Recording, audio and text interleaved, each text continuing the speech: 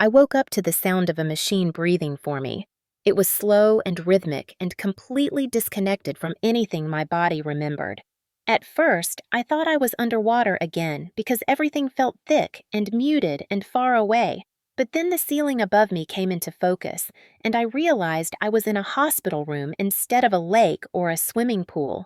The ceiling tiles were slightly yellowed. The fluorescent light flickered. My mouth tasted like metal and something bitter I could not name. When I tried to move my fingers, they barely twitched like they belonged to someone else. A voice said my name, but it took several seconds before I connected the sound to myself. Harper, Harper Rowe. The name echoed like it belonged to a woman I used to be. A neurologist stepped into view. Her voice was soft and careful, and too calm for what she was about to say. She told me I had been unconscious for 2 years and 1 month. 2 years. The words did not land all at once. They fell like heavy stones inside my chest one after another until I could not breathe. She said I had suffered a severe hypoxic brain injury, meaning my brain had been starved of oxygen for too long. She explained that I might have trouble speaking, moving, remembering. She kept talking, but every sentence blurred at the edges as if her words were traveling through water. I tried to lift my right leg, but nothing happened. Then I tried my left leg. Nothing. Panic spread through me so quickly it almost felt hot. I tried to ask what happened, but the sound that came out of my mouth was garbled and wrong, like my tongue was too thick to shape any real word. The neurologist squeezed my shoulder gently and said it was normal after such a long coma, but nothing about this felt normal. It felt like waking up inside a body that no longer belonged to me. My stepmother, Jean, was sitting beside my bed, and she looked older than I remembered, hair gray at the roots, eyes swollen from crying. She grabbed my hand and pressed it to her cheek as if she needed proof I was real. She whispered, "Harper, thank God you are awake over and over." My stepfather, Clinton, stood near the window, stiff and silent, shoulders tense, jaw locked. He did not come close. He did not touch me. He just stared at the machines like they were more important than the daughter lying in the bed. Something about that bothered me immediately, but my thoughts were too slow to untangle anything. When I finally managed to force out a broken whisper, asking what happened, Jean said I had slipped underwater at a family barbecue. Clinton added without emotion that it had been an accident and I should not worry about it because stress would slow my healing. The way he said accident made my skin crawl. Something sharp flickered across my mind. A memory, not complete but vivid enough to steal my breath. Water pushing against my ears, light bending above me, pressure on the back of my head, fingers, strong fingers forcing me downward, and a sound, not a scream, not a splash, a laugh, a muffled laugh vibrating through the water. I tried to tell them, but the words would not form. My throat felt thick, my voice broken into useless pieces. Jean kept shushing me, telling me to rest. Clinton stood there without blinking. He repeated the same phrase. "You slipped. That is all. Do not push yourself." The longer I looked at him, the colder something inside me grew, because my mind might have been damaged. My memories might have been scrambled. But the sensation of being held underwater was not confusion. It was not the invention of a broken brain. It was real. I remembered wanting to surface. I remembered trying to kick upward. I remembered the growing burn in my lungs and the panic clawing through my chest. But most of all, I remembered the weight on me. A human weight, intentional, deliberate. When the physical therapist Julius arrived hours later, he lifted me carefully, trying to help me sit up. The effort made my vision blur and nausea roll through me. My arms trembled like wet paper. My core muscles failed instantly. I collapsed back against the pillows, gasping and humiliated. I had been a military police officer at Fort Liberty running 5 miles every morning. Now I could not even sit upright without someone holding me. As he worked, Julius kept telling me I was strong, that recovery was possible, that my body just needed time to remember itself. But as he spoke, the only thing echoing in my mind was that laugh underwater, the sound of someone enjoying my struggle. I asked again for my brother, for Kyle. I could barely form his name, but Jean understood. She froze. Her eyes dropped to the floor. Clinton answered for her, saying he was out of town working long hours and would visit when he could. His voice had no warmth, no concern, just control. And then he repeated it again. "It was an accident, Harper. You slipped. Focus on healing." I stared at him as another memory flickered through my damaged mind. A hand forcing me down, my vision dimming, my last inhale burning, and someone laughing like it was all part of a joke. The final sentence rose in my chest like a truth breaking the surface. If it really was an accident, then why do I remember someone laughing while I drowned? When the nurses returned the following morning and told me we were going to try sitting up again, I felt a surge of determination that quickly curdled into fear. I had been a military police officer. I had patrolled Fort Liberty in full gear under summer heat and winter rain. I could deadlift my own body weight. I could sprint across training fields without losing breath. Yet now, the simple act of rising from a hospital bed felt like preparation for battle. Julius, the physical therapist, placed one hand behind my shoulders and one around my arm and said that we would move slowly. He asked me to take a breath. My chest expanded unevenly. My ribs felt like they had rusted shut. The first attempt lasted less than 2 seconds. As he lifted, I felt my stomach twist violently. The room spun. My vision flickered. My legs felt like sandbags that no longer responded to commands from the tower that controlled them. I collapsed backward into the pillows with a sound I did not recognize as my own. It was a mixture of frustration and fear and shame, so heavy it almost choked me. Julius encouraged me gently, but I could see the concern he tried to hide. He explained again that after 2 years without movement, my muscles had broken down, including muscles I never thought about, like the ones that kept me balanced or helped me steady my hands. The words made sense, but the reality of them hit like a punch. My body had betrayed me. The second attempt lasted 3 seconds longer, but ended the same way. My arms trembled wildly. My hands shook uncontrollably. Sweat dripped down my neck, even though the room was cool. When Julius finally let me lie back, my heart was pounding as if I had run a mile. I stared at the ceiling and tried to breathe through the humiliation. I used to run 5 miles before breakfast. Now I could not stay upright for 10 seconds. Julius told me to rest. I nodded, but the embarrassment was so deep I could barely look at him. My stepmother Jean entered with a styrofoam cup of water. She pressed the straw to my lips carefully. I tried to grab the cup to drink on my own, but my fingers curled weakly around it and the cup slipped from my hand. Water spilled across the blanket. Jean froze as if she had just witnessed something tragic. I felt like a child who could not control her own limbs. She whispered it was okay, but her eyes were worried in a way that made my stomach sink. What kind of life was ahead of me if I could not even hold a cup? My stepfather Clinton appeared in the doorway moments later, his arms crossed, his expression tight. He asked how therapy had gone, but he spoke like he already knew the answer. When Jean told him gently that I needed time, he stepped closer and said, "Harper, week 1 is always the hardest. You slipped underwater, you lost oxygen. It will take a while." There it was again, the same phrase repeated like a script. You slipped. My entire family had decided on that version of events, and they clung to it with unsettling unity. Every time they said it, something cold crept deeper into my chest. Why slip? Why accident? Why the same line delivered with the same calm tone? It felt rehearsed.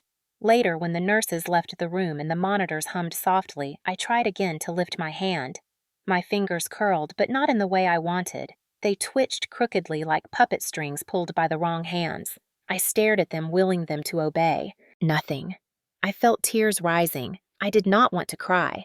Military training teaches you to control emotion, especially in front of people, but I was too exhausted to fight it. I turned my head away so the camera in the corner would not catch me breaking down. My breath hitched as frustration poured through me. My body, my strength, my identity, everything that made me who I was had been stripped away in 2 minutes underwater. 2 minutes. That number kept circling in my mind like a warning. Because while the memory of the incident was blurry, I remembered the feeling of those 2 minutes. I remembered the cold grip on my shoulders. Not a slip, Not an accident, not my foot sliding on wet concrete. A grip, a hand pressing down harder each time I pushed upward. I remembered the pressure on my upper back when I fought to surface. I remembered my lungs burning and my heartbeat turning into a frantic pounding inside my skull. And most of all, I remembered the muffled sound rolling through the water. A laugh. Not loud, but unmistakably a laugh. That detail made my throat tighten every time it resurfaced. Whenever I tried to mention it to Jean or Clinton, they shut me down immediately. Jean would say, "Honey, your memories are confused right now." Clinton was worse. He would narrow his eyes and reply firmly, "Let it go." Harper, do not create problems. You slipped. That is all. But my instincts as a soldier were not broken. My body might have failed me, but my intuition had not. Something about the way Clinton repeated the line made me uneasy. Something about the way Kyle had not appeared once since my awakening made my pulse spike.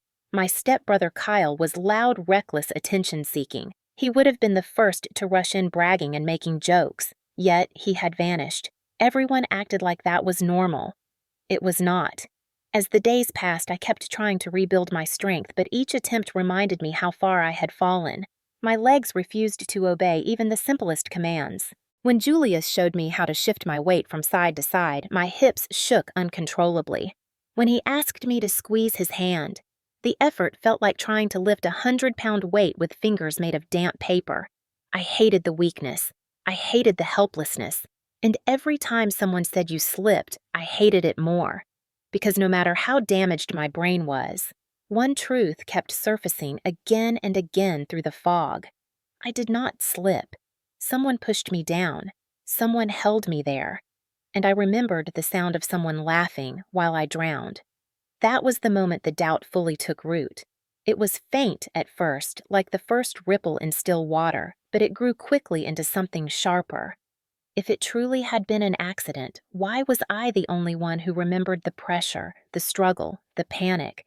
And why did everyone want me to forget it so badly? My body had betrayed me, but my instincts had not. Something was deeply wrong, and for the first time since waking up, I felt a spark of something burning through the fog. Not fear, not confusion, determination. The truth was still underwater somewhere beneath the surface of the lies everyone kept telling me. And I intended to drag it up no matter how broken my body was.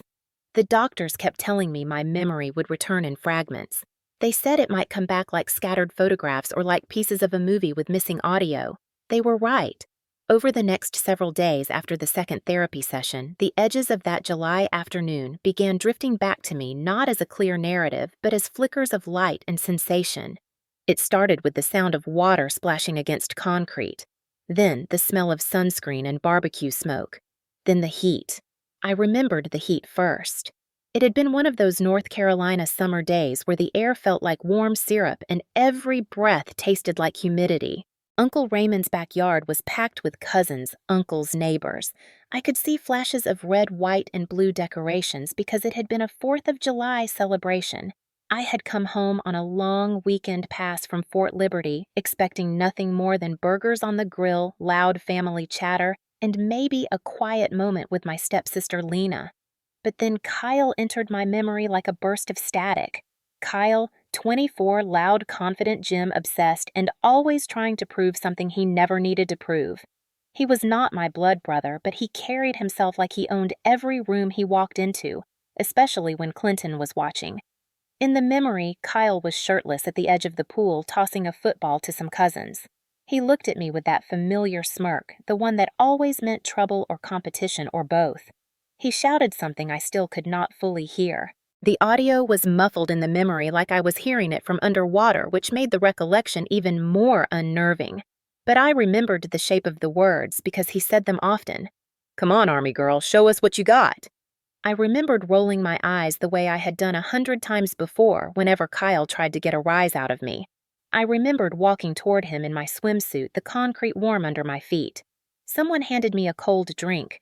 I remembered my fingers wet from condensation. Kyle tossed the football again, then turned back to me with that crooked grin. "Bet you cannot beat me in a breath-holding contest." I scoffed in the memory. I had done water survival training during military police school. I knew my limits, but Kyle lived for competition, especially against me. He could not stand that I had become an MP while he still struggled to hold a steady job. I said something like, "Kyle, I am not doing this with you today." But he pushed. The memory flashed. His voice teasing. "What?" "You scared Army girl," the cousins laughing, the sun reflecting off the water blindingly bright. Then my own voice saying, "Fine, 1 round." Then we both dived. That part of the memory was clearer than any other. The rush of cool water hitting my skin. The muffled distant sound of laughter above the surface. Kyle sinking beside me, his eyes playful and challenging. At first, it felt harmless. A stupid competition between step-siblings who had grown up bickering about everything from board games to running sprints. I remembered counting in my head the way I had been trained to control my breath under stress. 10 seconds, 20, 30. Kyle's face began to blur in the memory, like my injured brain still struggled to place him correctly underwater. Then the memory shifted sharply. I remembered the first sting of discomfort in my chest, the urge to rise, the instinct telling me I had reached my limit. I remembered tilting my head upward, starting to kick toward the surface, and then everything inside me froze.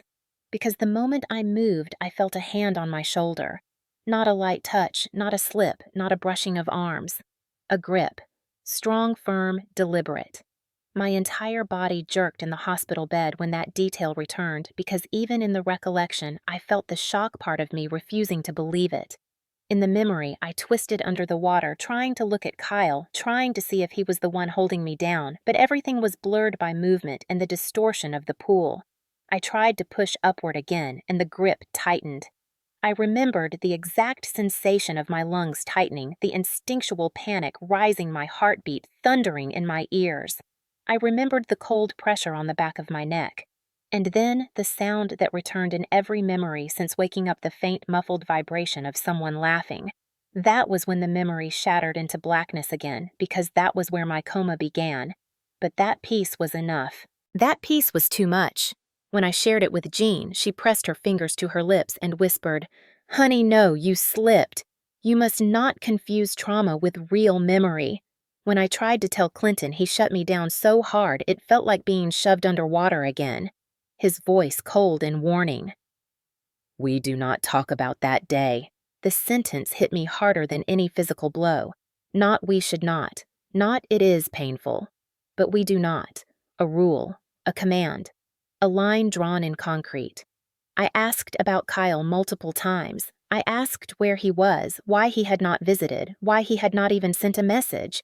Each time I asked, the tension in the room thickened like smoke. Clinton always answered first, his tone growing more irritated every time. "Kyle is fine. He is busy. He will come when he can." Then the subject was immediately changed, or the conversation was ended entirely. No one mentioned the competition. No one mentioned being underwater. No one mentioned that Kyle had been the one challenging me that day. It was as if an entire piece of that afternoon had been erased on purpose. The more they avoided it, the clearer the truth became. My memory was unreliable in the details, but not in the feeling, not in the fear, not in the instant when playfulness became danger. I might not have remembered every second, but I knew the difference between slipping underwater and being pulled under. I knew the difference between losing balance and losing control, and I knew the difference between a startled gasp and a muffled laugh. As the flashes kept returning, I realized something else, something even darker. My family was not merely avoiding the subject, they were afraid of it, afraid of what I remembered, afraid of what I might remember next, afraid that the truth I was slowly piecing together would finally break the surface. And when that truth fully surfaced, nothing in this family would stay hidden again. From the moment I was discharged into a wheelchair and rolled through the front door of our house, the atmosphere felt wrong, not tense in the way families become tense after a traumatic event, but tense in the way people behave when they are trying to hide something large, heavy, and dangerous. Clinton stood in the living room like a sentry, watching every move I made, every breath, every hesitation. His posture was rigid, shoulders squared, jaw tight, hands clasped behind his back. He looked like a man waiting to intercept a threat. I could not understand why the threat seemed to be me.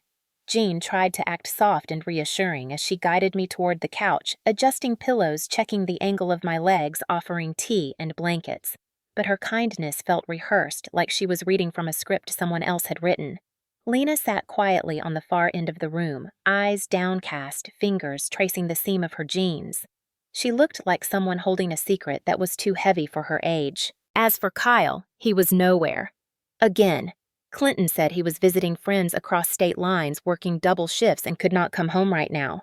The story changed every time I asked. Some days, Clinton said Kyle was busy. Other days, he said Kyle needed space. And once he said Kyle felt too guilty to visit. That explanation made the hair on my arms rise. Guilty for what Clinton refused to elaborate. He simply repeated that it was best if I focused on healing instead of stirring up painful memories. Kyle had always been Clinton's favorite. Everyone in our extended family knew it. Jean knew it. Lena knew it. And I had known it since I was 16 and my mother died and he married Jean only months later, moving her children into our house without a single discussion. The favoritism was never subtle. Kyle could crash Clinton's truck and Clinton would laugh it off as boys being boys. Kyle could get fired from a job and Clinton would blame the manager. Kyle could start a shouting match at dinner and Clinton would say everyone needed to stop provoking him. Meanwhile, I was the strong one, the responsible one, the one Clinton bragged about in public because I was the soldier, the disciplined one, the one who needed nothing. He liked me best when I was self-sufficient and silent. And now that I was weak and broken, he did not know what to do with me. On my third day home, I tried asking again about what happened at the pool. I kept my voice steady even though my chest tightened the moment Kyle's name left my lips. Clinton looked up sharply like a dog hearing a command. He walked closer, leaning his weight on the back of the chair across from me. His gaze was unblinking, heavy and assessing. "You are confused," he said with that tone of final authority he always used to end conversations. "The coma scrambled things. You are mixing dreams with memory." I told him the same detail that kept returning to me, the pressure on my shoulders, the muffled laugh, the panic rising through my chest. That was when his expression changed. Not concern, not sympathy. It hardened.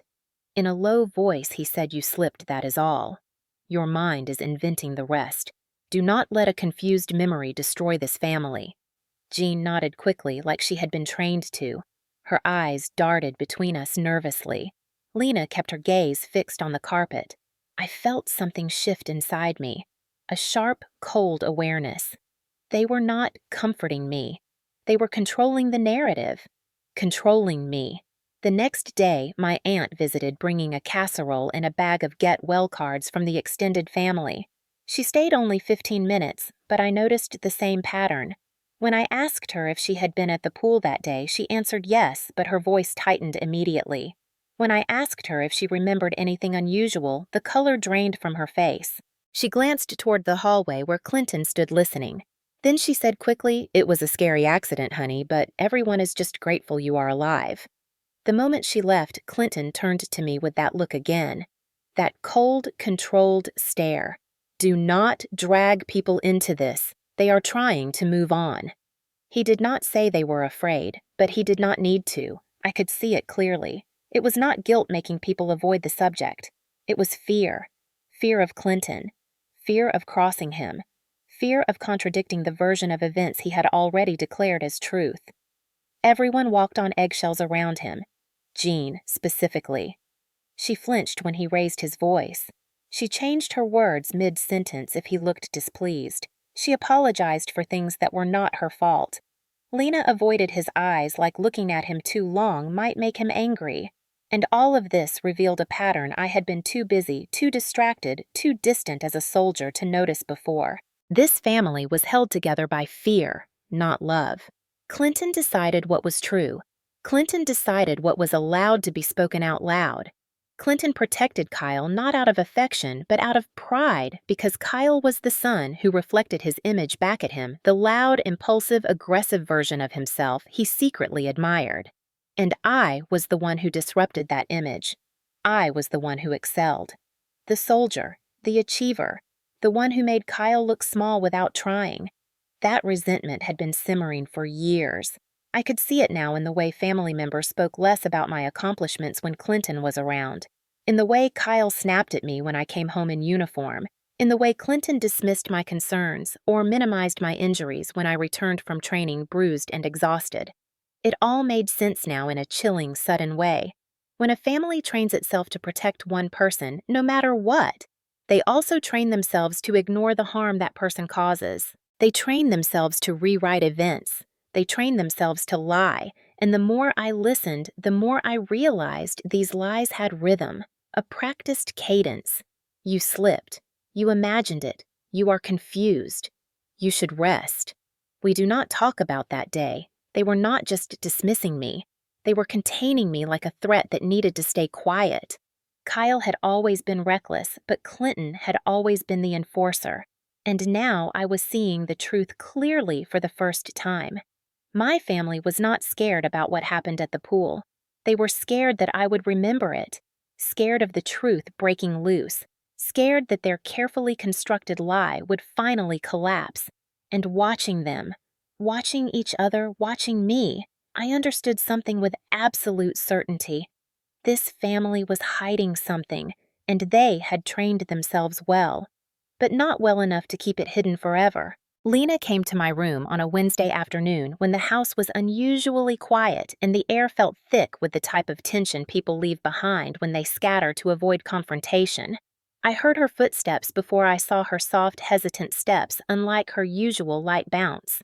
When she stepped inside, she closed the door gently, then pressed her back against it, as if she needed something solid to lean on. Her eyes flicked toward the hallway, like she expected someone to follow her. She was only 19, but worry lines creased her forehead in a way that did not match her age. She stood there for several long seconds without saying a word. Her silence was not casual. It was loaded, heavy. I finally asked if she was okay, and she shook her head quickly, then crossed the room and sat on the edge of the bed near my feet. The mattress dipped under her slight weight. She wrung her hands together until her knuckles turned pale. I had seen her nervous before, but this was different. She looked like someone carrying a secret that might explode if she let it sit too long. Then in a voice so soft, I almost thought I imagined it, she whispered, "Harper, do you actually want to know what happened at the pool?" The question hit me harder than any physical blow I had endured since waking. No one had asked me that. Not once. Everyone else had told me what happened. They had repeated Clinton's scripted line, "You slipped so many times it had become their religion." But this was the first time someone had offered a choice. A real choice. My throat tightened, and I forced out a shaky yes. For a moment, Lena froze, as if she needed to gather every ounce of courage inside her small frame. Then she leaned in closer, her voice trembling. "If you really want to know, do not ask anyone else here." Her eyes darted again toward the door. "They will not tell you the truth." That single sentence cracked open something inside me. All the suspicion that had been simmering since my memories began returning suddenly surged to the surface with sharp clarity. I asked her what she meant, but she shook her head again. "Not here," she whispered. "Not in this house." Every word she spoke carried fear, but not of me, not of the truth.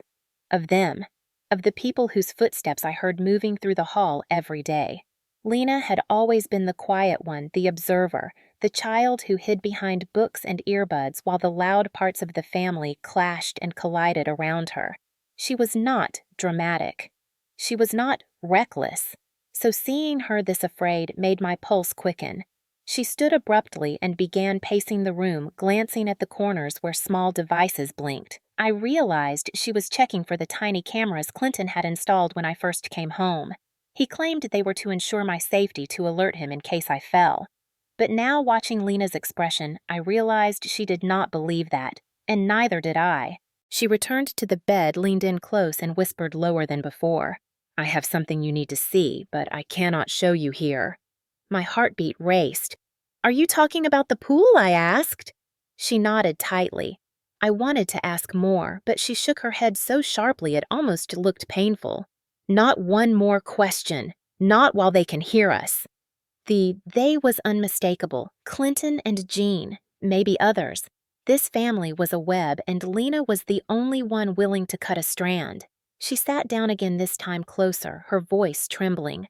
"Harper, I should have told you sooner, but I was 15 and terrified, and Dad said it was for the good of the family.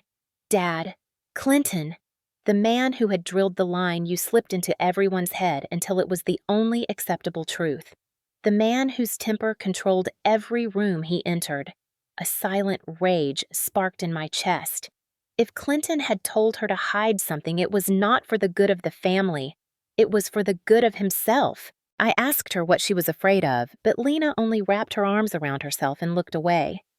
"You do not understand," she whispered. "Dad can be different behind closed doors." The way she said different carried decades of unspoken history. My breath caught. Suddenly, so many small moments made sense. The way Jean tensed when Clinton entered a room. The way conversations stopped when he approached. The way Lena always sat near exits during family dinners. The way Kyle, even loud, brash Kyle, quieted when Clinton glared at him. This family revolved around Clinton's control, not stability. And now Lena was breaking the unspoken rule by giving me a choice he never intended me to have.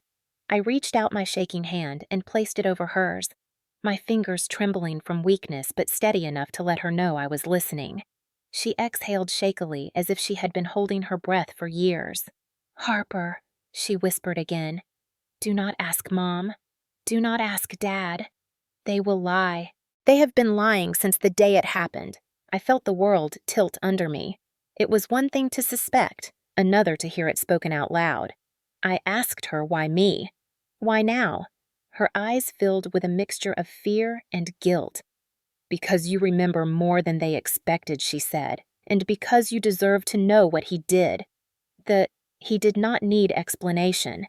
My entire body went cold. Kyle. For a split second, I forgot the weakness in my muscles, forgotten the damage to my legs, forgotten the fog in my brain. All I felt was pure electric clarity moving through me like a current. I asked her what Kyle did, but she pressed a trembling finger to her lips and shook her head. "Not yet. Not here. I will come back tomorrow when Dad is at work. I will bring something." Then she stood again, her eyes shining with the weight of a secret that had been locked away too long. Before she left, she looked at me one more time with a mix of fear and fierce loyalty I had never seen in her before. And in a voice steadier than before, she said, "Harper, I am on your side." Then she walked out, leaving behind a silence so heavy it felt like the house itself was holding its breath. I stared at the closed door, realizing that for the first time since waking, I was not alone in the dark. I had an ally, a frightened 19-year-old girl who had every reason to stay quiet and yet chose not to. And if she was willing to risk herself, then whatever truth she carried was not small at all. It was something big enough to shake this entire family.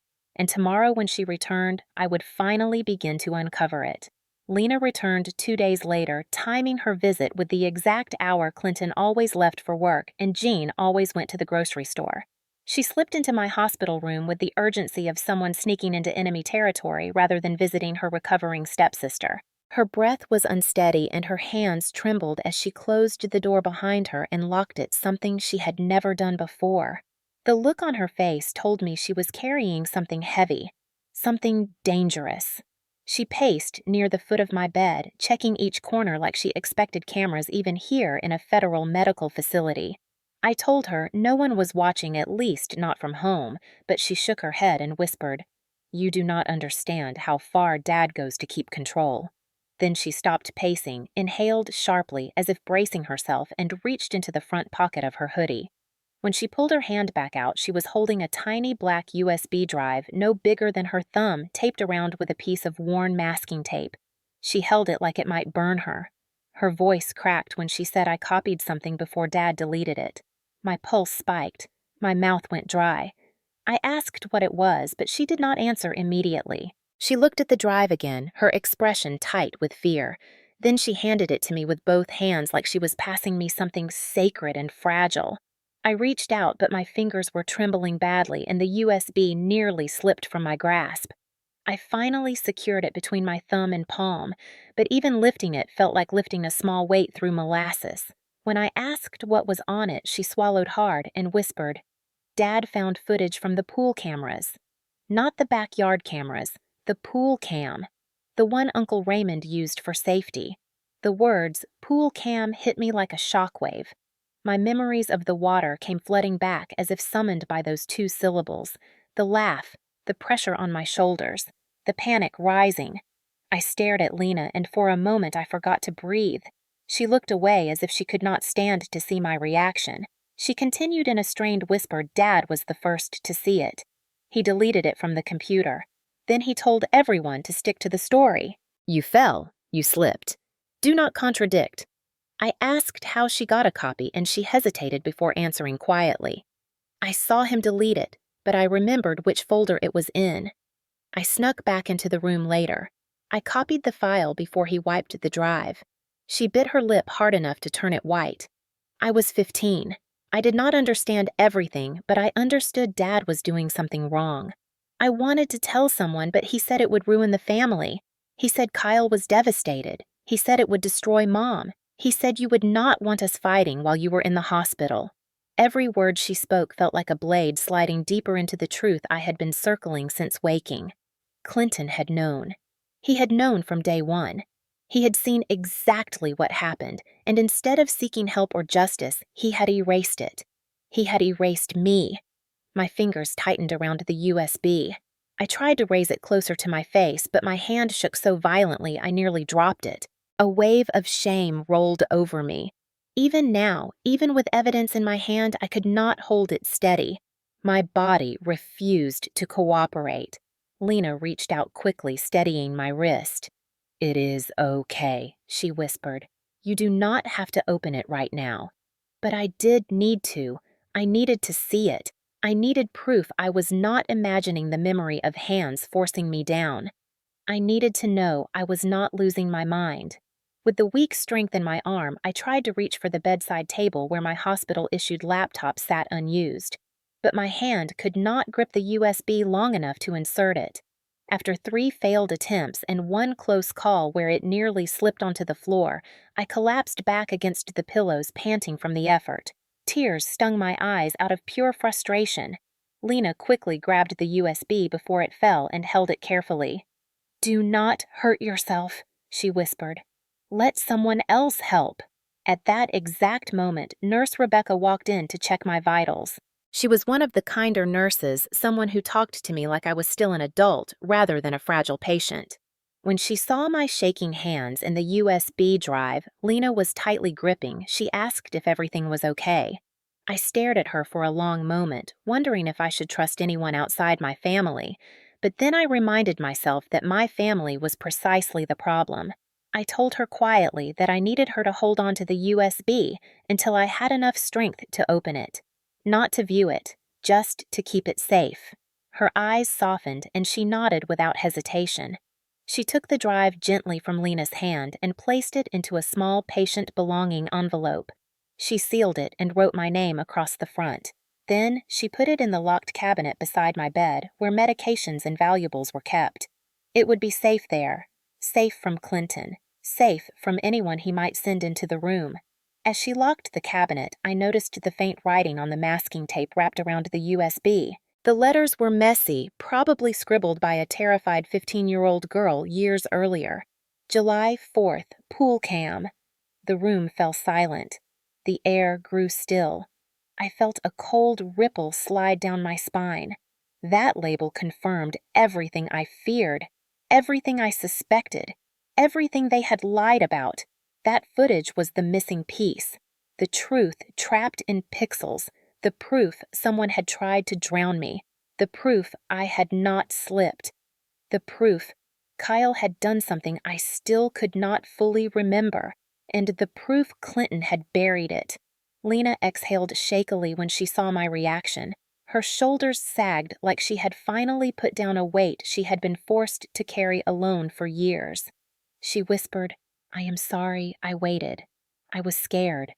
Dad said it was for the good of the family." I looked at her at the fear and regret in her young face, and I felt something shift inside me. Not anger, something sharper. Purpose. This family had spent 2 years shaping lies around my broken body. But now the truth was in my cabinet waiting. And once I had enough strength to open that file, the lies they trained each other to tell would start to crack. And when they cracked, the whole house of cards would fall. When the hospital finally approved my temporary discharge, I expected to feel relief, especially after weeks of sterile walls, fluorescent lights, and the constant rhythm of medical machines. Instead, the closer we drove to Clinton's house, the tighter my chest became. The world outside the car looked familiar but wrong, slightly off-center, like someone had picked up pieces of my old life and rearranged them while I was unconscious. When we pulled into the driveway, the house looked exactly the same as the day I left for that July barbecue, but it felt different. Alien. Like it had been waiting for me with a cold patience.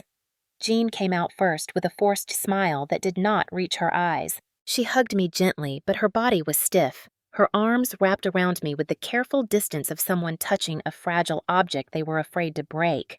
Clinton followed behind her, and I noticed immediately that he was scanning me, not with concern, but with calculation. He guided me into the house, hand hovering behind my back, like he was escorting a prisoner rather than welcoming a stepdaughter home. The moment I stepped inside, I heard a faint buzzing sound, barely noticeable unless you were listening for it. Tiny whirs clicks.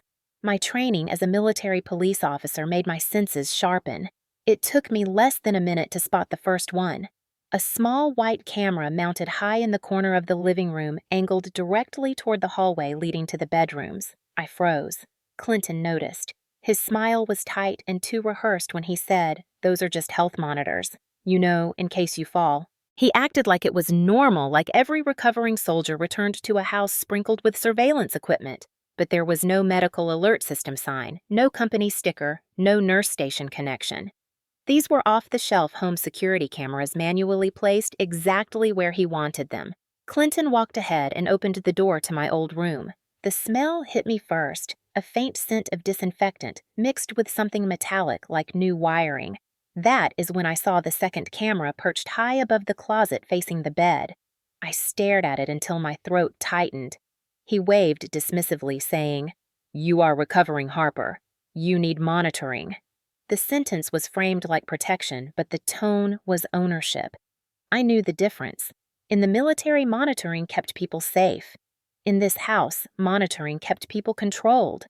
When he left the room, I sat on the edge of my bed and tried to breathe slowly, but the air felt heavy like the walls themselves were listening. The first night home, I barely slept. Every time I shifted, the soft mechanical whirl of a camera turning followed me.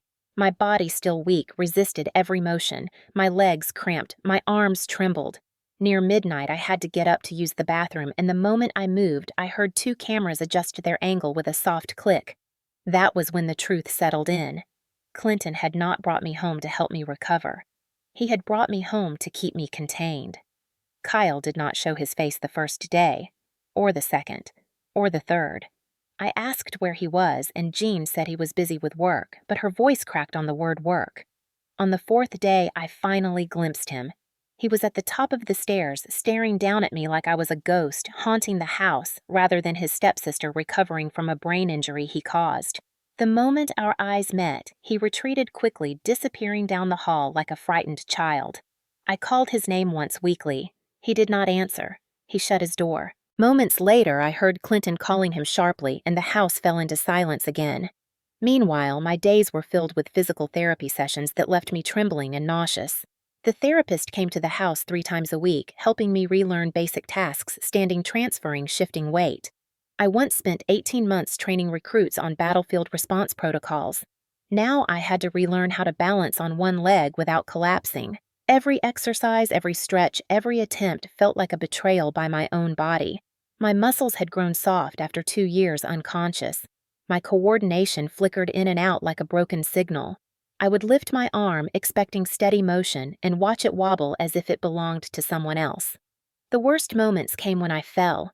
The therapist always helped me up, but Clinton always appeared in the doorway, pretending to check on me while his eyes searched the room, analyzing, gauging control. He would say things like, "You need to take responsibility for your movements, Harper," or "Recovery takes discipline. You know that." all delivered with a patronizing smile that made my stomach twist.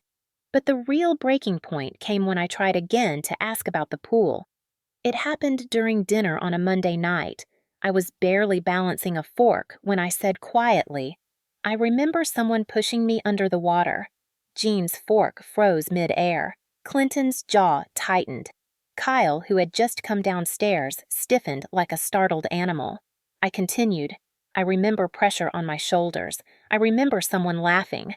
Kyle's eyes widened and he looked at Clinton, instantly seeking instruction. Clinton slammed his palm on the table so hard the dishes rattled. "Enough," he snapped. "You slipped, Harper. Do not make up stories." His voice cut through the room like a blade. Jean stared at her plate, trembling slightly. Kyle's face paled. I felt something inside me twist, not from fear, but from clarity. Every person at that table was afraid of Clinton, not afraid of the truth. I stared at him and said softly, "Then, why do I remember someone holding me down?" His expression shifted so quickly it was almost invisible rage, flickering beneath a mask of fatherly concern. "You are confusing your memories because of the coma," he said slowly, as if speaking to a child. "Drop it, Harper. It was an accident." I looked at him, and for the first time in my life, I saw the truth behind his eyes. He was not protecting me. He was protecting Kyle, protecting himself. And every time he said accident, he was not stating a fact. He was issuing an order. That night, when I lay in bed, staring at the camera glowing faintly in the dark, I realized something with chilling certainty. This house did not want me back. It wanted me silent. It wanted me compliant. It wanted me broken enough to abandon the truth. But I was waking up, and once the truth took root in my mind, no amount of surveillance could contain it. Lena waited until Clinton left the house, and Jean started her weekly grocery run before slipping into my room with her keys clenched in her fist, like she expected someone to grab her at any moment. She whispered, "Come with me," and her voice trembled just enough to tell me she had been rehearsing those words all morning. I let her help me down the steps, one slow, painful motion at a time. My legs still buckled without warning, but adrenaline pushed me forward, and fear sharpened every sense I possessed as a former military police officer. We walked to her car, a small old sedan parked at the edge of the driveway where the house cameras could not reach. She opened the passenger door, helped me sit, then shut it fast before jogging around to the driver's side. The moment the doors closed, she locked them both as if we were sealing ourselves into a bunker. Then she pulled from her jacket the small USB drive Rebecca had returned to me earlier that morning after I had requested it from the cabinet. Lena held the drive tightly between her fingers, her breathing quick and uneven. She whispered, "Are you ready?" But it sounded more like, "Are you sure we should do this?" I nodded slowly. My hands still trembled, so she inserted the USB into her laptop for me. The screen glowed faintly in the dim interior of the car. The folder popped up instantly, the file name written in shaky letters that made my stomach twist. July 4th, Pool Cam. My heart hammered so hard I felt it in my teeth. Lena clicked the file. The footage opened, and for a moment, all we heard was the faint ambient noise recorded by the poolside microphone. Kids playing in the distance, music floating from a speaker, laughter, chatter. A normal afternoon. Then I saw myself enter the frame, healthy, strong, unbroken.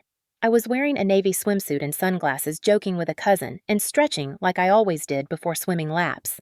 Watching my own body move so effortlessly made tears sting my eyes. That version of me felt like a stranger now.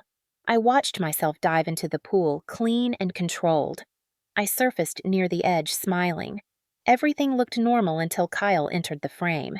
He strutted toward the pool with that overconfident bounce he had always used to mask insecurity. He tossed his sunglasses to a friend, bragging loud enough for the camera microphone to catch it. "Bet she thinks she can beat me at everything." Lena flinched when she heard that. My pulse spiked. The camera captured me playfully splashing water toward him. He splashed back, then he challenged me to hold my breath underwater. The footage showed me nodding and laughing, the type of easy laugh you give someone you do not consider a threat. I watched myself take a deep breath and duck beneath the surface. The camera caught the shimmer of water as my head disappeared under it. A few seconds passed. Then Kyle followed. but he did not dive next to me. He went directly above me. Lena grabbed my hand. The footage zoomed in automatically as the motion detection kicked on. The moment I resurfaced the first time, the top of my head broke through the water, but before I could fill my lungs, Kyle shoved both hands down hard on my shoulders, forcing me back under. In the car, I felt the air leave my lungs as if I were being pushed under again. The footage was crystal clear. There was no slipping, no accident, no misstep. It was deliberate. He pushed, hard. The video showed my arms thrashing, kicking, trying to push away. My legs kicked desperately, creating splashes. Then the detail that made Lena gasp out loud. Kyle was smiling, not nervous, not panicked, smiling. He leaned more weight onto me until my body sank lower. My hands slapped the surface, then weakened. My movements slowed. My arms dropped. The footage showed my body go limp. Only then did Kyle release me, and even as he did, the camera caught him laughing. Laughing! I felt my entire body go cold.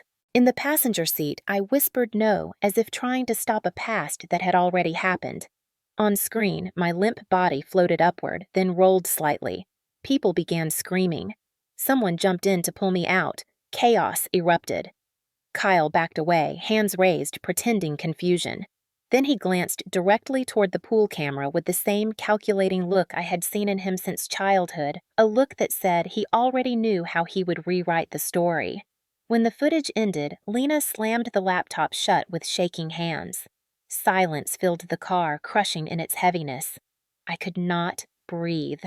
I pressed my shaking fingers to my sternum, trying to remind my lungs how to work. Lena's voice cracked when she whispered, "Harper, he tried to drown you." The words trembled in the air. I closed my eyes. The memory of that laugh under the water snapped fully into place, now no longer blurred by hypoxia or coma. I heard it exactly as I had heard it that day, loud, cruel, muffled only by the weight of the water. My entire body shook, not from weakness, but from understanding. This was not an accident.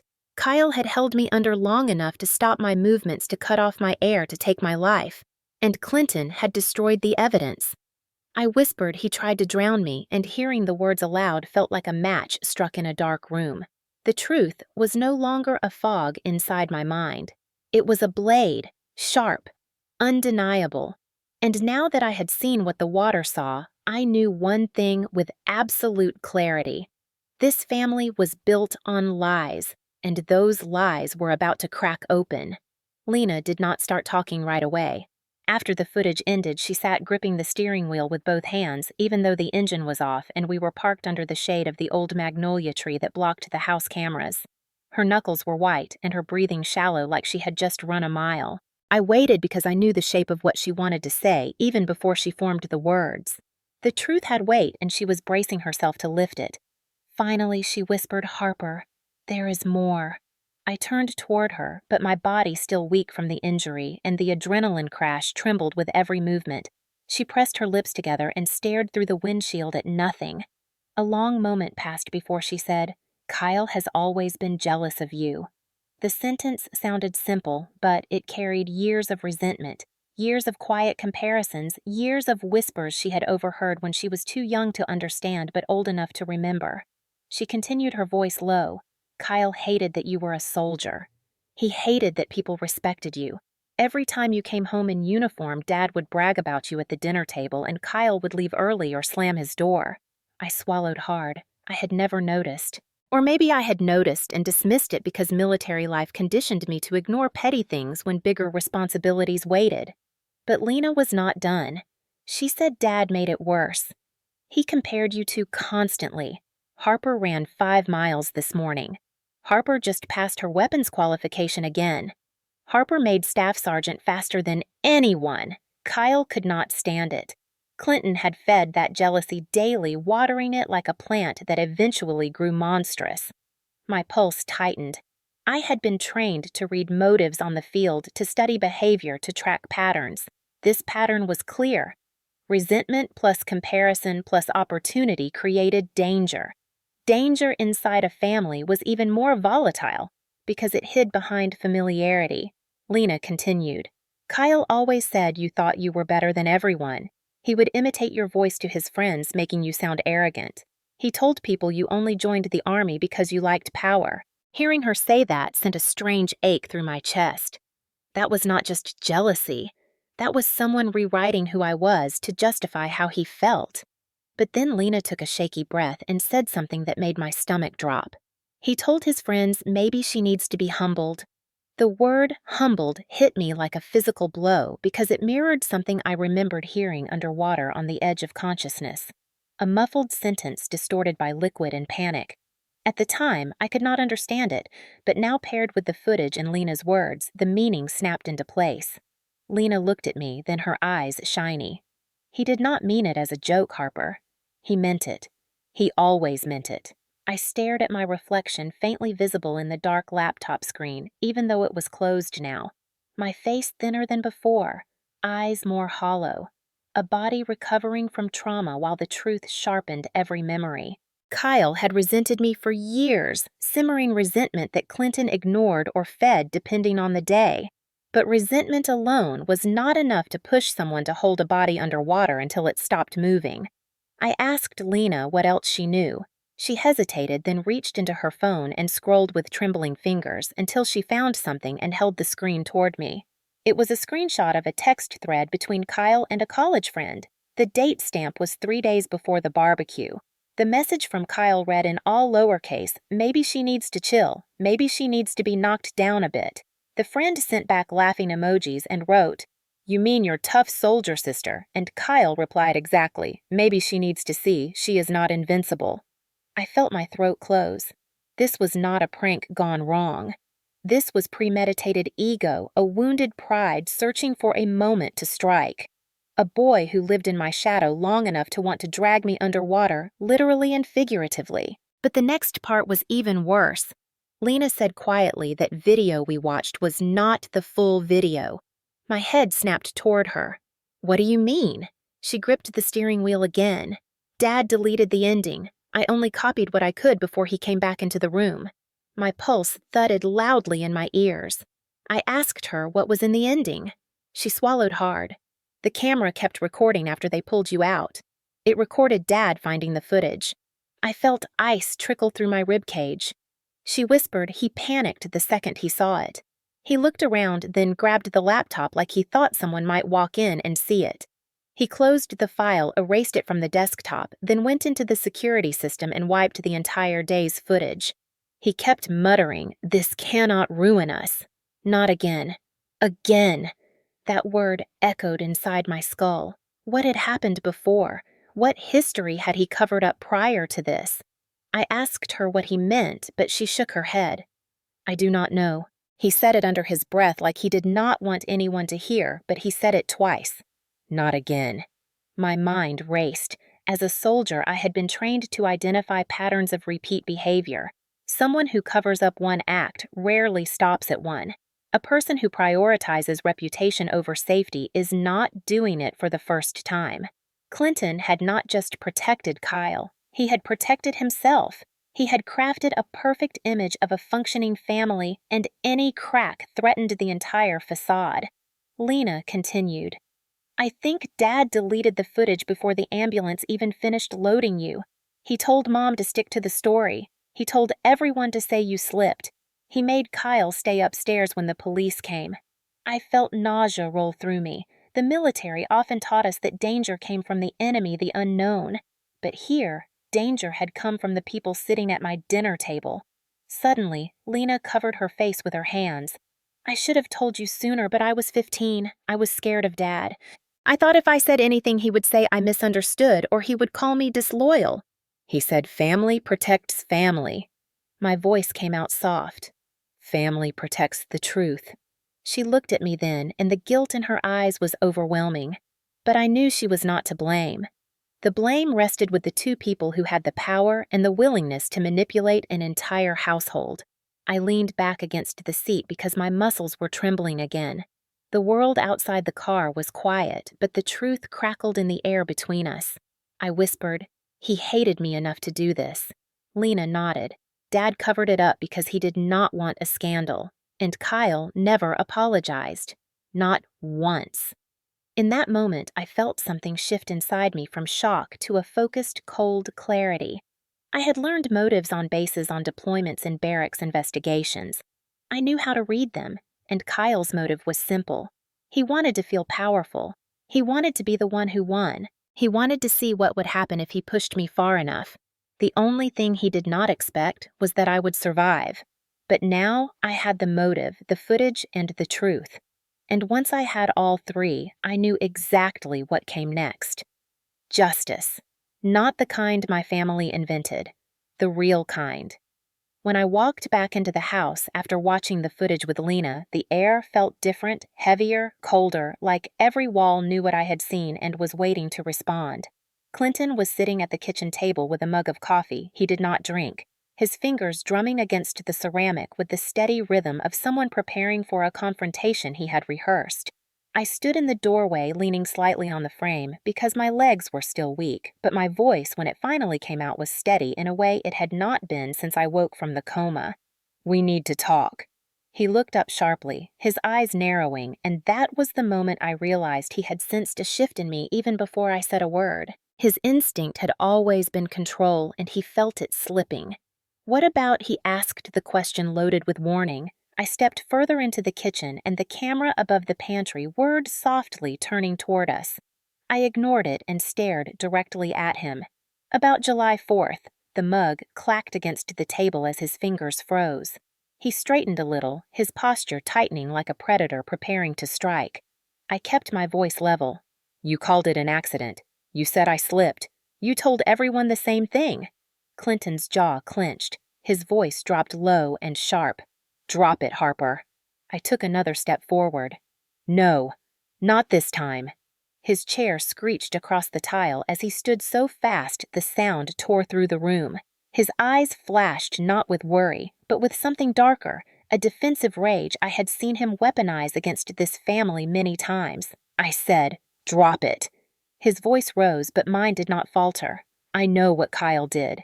The sentence hit the room like a detonator. His face changed, not to confusion, not to surprise, but to calculation.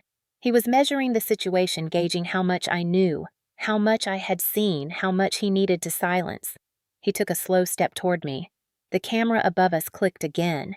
He lowered his voice in a threatening calm that carried more danger than any shout.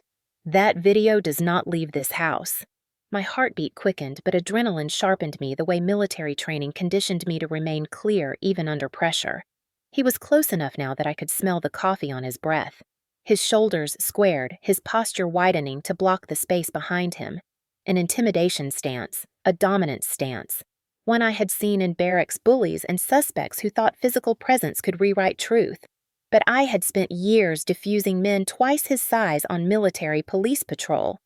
I recognized the tactic immediately, and I knew how to hold my ground even with weak legs. I lifted my chin. "So you did see it?" "See." The flicker in his eyes confirmed it. He stepped closer until only inches separated us. "You do not understand what you are doing, Harper. You are confused. You have brain trauma. You remember things wrong. You always have." The gaslighting rolled off his tongue with professional ease. The kind of ease that comes from practice. Years of it. But today, something in me snapped, not with rage, but with clarity. Cold, sharp, almost surgical. I responded calmly. I watched the footage. Kyle held me under the water. He laughed. I remember the laugh now. "And you erased the proof." His face reddened instantly. His hands curled into fists at his sides, not lifted but tense enough that my training registered risk. He took one more step, and now he was towering directly over me, trying to use height, weight, and force to push me back into silence. "You listen to me," he hissed. "Your memory is unreliable. You woke up confused. You do not know what you saw." Kyle made a mistake. He panicked. He did not mean any harm. And you are not going to ruin his life because you are angry about things you do not remember correctly. That sentence almost made me laugh, a humorless exhale that never left my throat. I looked him dead in the eyes. "I remember more than you think." Something flickered in his expression. Annoyance first, then fear, quickly buried beneath anger. Anger was easier for men like him. I said softly, You watched the footage, and instead of calling for help, instead of telling the truth, you destroyed it." His nostrils flared. He slammed his palm onto the table, making the salt shaker jump. "I did what I had to," he snapped. "This family matters. Reputation matters. We do not air our mistakes to the world." Mistakes. That word hit me like a slap. Holding someone underwater until they stopped moving was not a mistake. Covering up evidence was not a mistake. Lying to police was not a mistake. I stepped closer until I was the one invading his space, and his eyes widened for the first time. I said slowly, enunciating each word like a command, "Maybe this is why you hate that I am military. Because soldiers do not bury the truth to protect cowards." His face contorted and his voice dropped to a cold, furious whisper. "You are not going to the police. You will not embarrass this family. Harper, you owe us. You owe him." Something inside me finally snapped. 2 years stolen. My body broken. My mind questioned. And now, he still believed he could control me. My voice rose not in a scream but in clarity. "I owe you nothing." His breath stopped for half a second. The shift in power was small but unmistakable. He took a deep breath through clenched teeth, lowering his voice as if trying to regain control. "You think you are strong enough to take us on. You think anyone will believe you over your brother. You think footage that will never leave this house changes anything." I stared at him and whispered it already changed everything. For a moment, he did not move. Then something desperate flickered across his face, and his gaze darted upward toward the camera, as if realizing too late that this conversation might not stay buried. He lunged toward the camera, reaching up to rip it from the wall, but his hand slipped against the metal mount. He cursed under his breath. I realized then that he was not simply angry. He was afraid. Deeply. Terrified of the truth escaping, of losing control, of the world finding out what really happened, and that fear broke him more than any evidence possibly could. I stepped back and said quietly, "I am done being silent." His head whipped toward me. He took one step forward, and I instinctively braced myself, military reflex kicking in. But he stopped inches away, trembling with suppressed fury. His voice came low and shaking with something close to panic. "If you do this, you will destroy this family." I straightened my spine even though it hurt to do so. "You destroyed it the moment you chose a lie over my life." His mouth opened, but no sound came out. For the first time since I had known him, he had no script to hide behind. No orders to give, no power that worked. The truth had cracked through his armor, and the man who once controlled every room he walked into suddenly looked small-cornered, exposed. Emotional undulations surged through me, pain giving way to anger, giving way to a chilling clarity that settled like a weightless truth in the center of my chest. I walked past him, my weak legs steadying with each step, and whispered over my shoulder, "It was not an accident, and I am going to prove it." The silence behind me was louder than any shout he could have given. Janelle Ortiz's office sat on the 3rd floor of a brick building in downtown Raleigh, the kind of place where the parking lot was always full and the receptionist spoke in crisp sentences because every second of a lawyer's time mattered. Lena had driven me there because my legs were still unreliable, and Clinton would never let me leave alone without demanding to know where I was going. We told him I had a physical therapy appointment.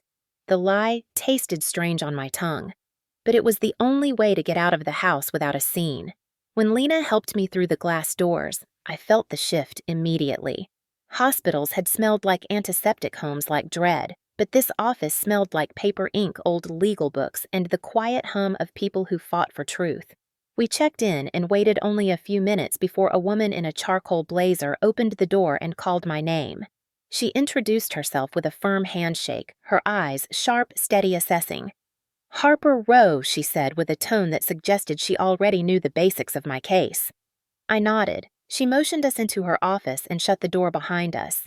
The walls were lined with framed commendations, Army certifications, photos of her in uniform, shaking hands with commanding officers, and one picture of her wearing the JAG insignia.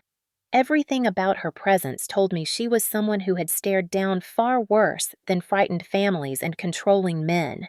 Once we were seated, she folded her hands on the desk and said, "Start from the beginning." I told her everything: the coma, the recovery, the cameras in my room, the gaslighting, the confrontation, the USB footage. I spoke slowly because breathing still hurt, but my voice stayed steady. When I finished, Lena pulled out the laptop and placed it on the desk without a word. She opened the file, and for the next 1 minute and 58 seconds, the camera reflected the truth we had both witnessed in her car. The room was silent except for the faint sounds captured in the video.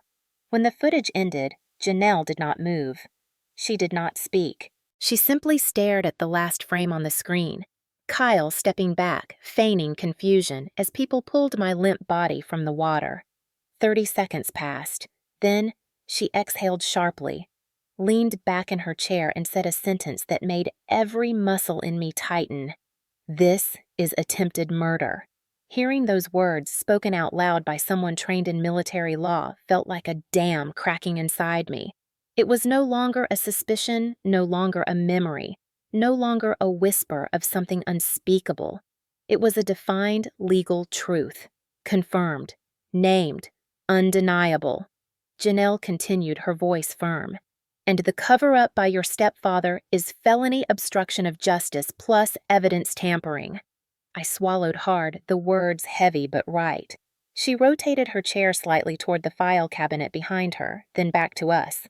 "She said, Harper, because you were in a coma, the statute of limitations in North Carolina is told. Paused until you regain mental competency. That means legally your time clock to file charges did not start running for the last 2 years. It starts now." My breath caught. 2 years. 2 stolen years. And yet the law had not abandoned me. She saw my expression and nodded like she understood the weight of that realization. "Most states have similar provisions," she explained. "It is meant to protect victims who cannot defend themselves because of severe injury, medical incapacity, or being unconscious. In your case, you were not just unconscious. You were the victim of a violent act. The law will not punish you for surviving." She leaned forward, her gaze sharp. "And Harper, you survived something that statistically most people do not. Do not underestimate how powerful that is in court." I felt tears sting my eyes, not from sadness, but from something that felt dangerously close to relief.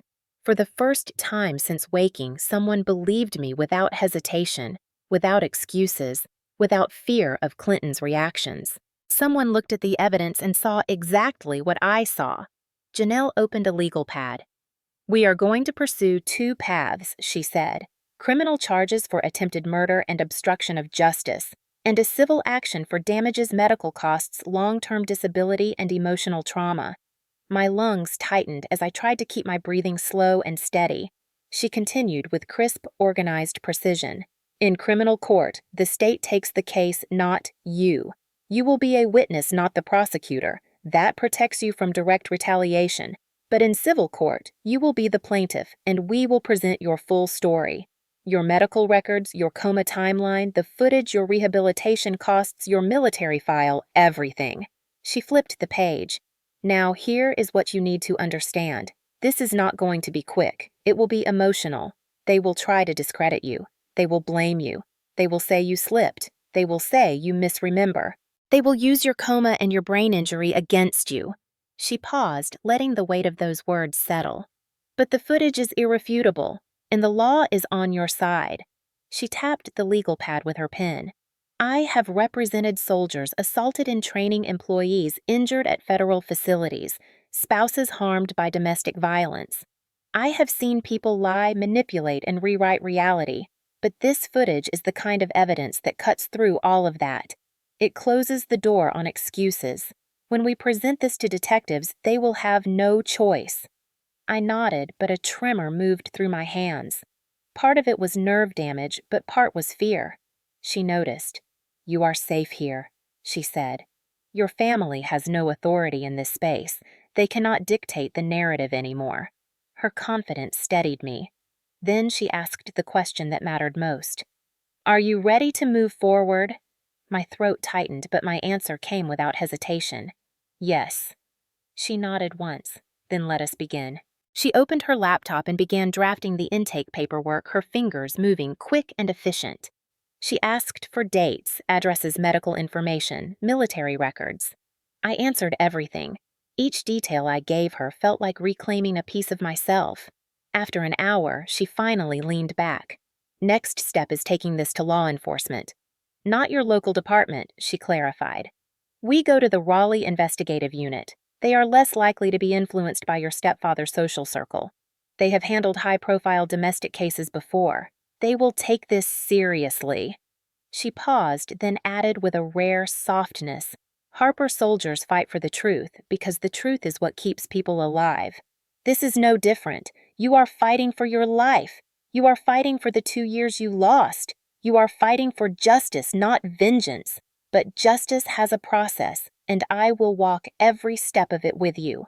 Something inside me steadied. My training had taught me how to respond to crisis, how to secure a scene, how to preserve evidence, how to protect civilians. But now I was the victim, and she was the one protecting me. I whispered thank you, and the words nearly broke on my tongue. She gave a small nod, then said, "You survived him once. Now we make sure you never have to survive him again." Her final words settled into my bones with the quiet strength of a promise. And for the first time since waking, I finally believed justice was not just possible. It was inevitable. Detective Miles looked nothing like the officers I had worked alongside during joint training at Fort Liberty. He was older, maybe mid-50s, with the kind of calm presence that only came from 3 decades of seeing the best and worst of people without letting either surprise him anymore. His office in the Raleigh Investigative Unit was cluttered with case files stacked in uneven towers, a whiteboard filled with maps and dates, and a small American flag pinned above his desk. As soon as Janelle handed him the USB and said, "You need to watch this," his expression changed from polite professionalism to something sharper, more alert. He plugged the drive into his monitor without small talk. Lena and I stood behind him while Janelle sat beside him, arms crossed, waiting. The footage began. The water shimmered across the screen, blue and distorted. At the 30-second mark, I saw his jaw tighten. At 1 minute, his shoulders stiffened, and when Kyle forced my head under again, the muscles in his neck flexed like he was holding back a reaction. When my body finally went limp and the timestamp hit 1 minute 58 seconds, he paused the video and leaned forward, both hands pressed flat against the desk. The room was completely silent. He did not speak immediately. He took one long breath, then another, before he finally said the words that sent a shock through my spine. "This is not an accident." His voice was low, steady, and absolute. He turned to me. "Harper, this is criminal assault at minimum. Based on the duration, this could be attempted homicide." My pulse hammered, but there was no fear in his tone, only certainty. For the first time since waking in that hospital bed, an officer of the law, someone outside my family, someone who did not know Clinton or Kyle, or the careful lies that had been repeated for months, was standing firmly on the side of truth. Detective Miles asked me to recount everything I remembered, including the sensory fragments, the pressure on my shoulders, the struggle, the laughter underwater. He listened without interrupting, without doubting, without treating my damaged cognition like a flaw. He took notes the old-school way with a pen on a yellow legal pad, writing down every detail. Then he asked the question that mattered most. Who had access to the pool cameras that day? Lena answered before I could. Dad Clinton downloaded everything to his hard drive, then deleted the files. He told everyone it was for privacy. Miles nodded slow, methodical. And who saw this video before it was deleted? Lena exhaled shakily. Me, Mom, Clinton, maybe Kyle. Miles stared at her for several seconds, absorbing the implications. He flipped the USB drive between his fingers before setting it carefully on the desk. Evidence tampering, obstruction of justice, suppression of critical footage. He muttered almost to himself. Then he looked at me again. "We are reopening the case from scratch." Those words hit like a second chance at life. He began outlining the procedural steps. He would start by logging the USB into evidence, locking it in chain of custody. Then, he would request the original camera system from the homeowner that day, Uncle Ray. He would issue subpoenas for any backup storage devices. He would re-interview every adult present at the barbecue. He would pull medical reports, emergency response logs, paramedic notes, and the initial police report.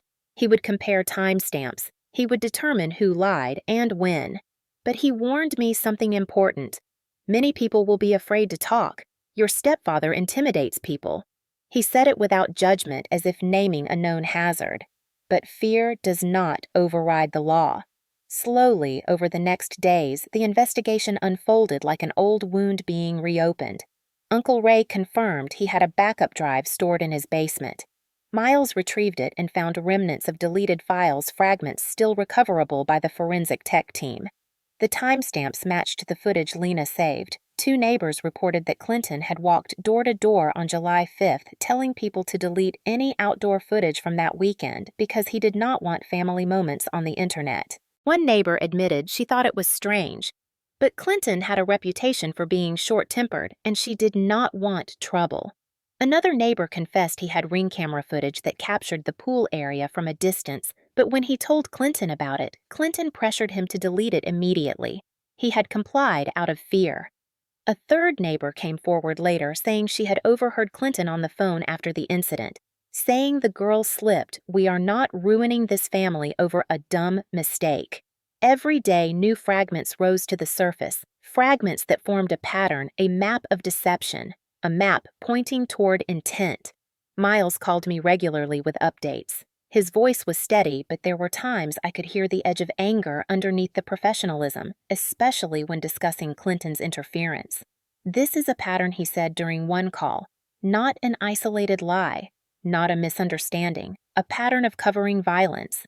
The forensic team worked through the recovered footage frame by frame, verifying metadata, timestamps, compression signatures, everything needed to prove authenticity.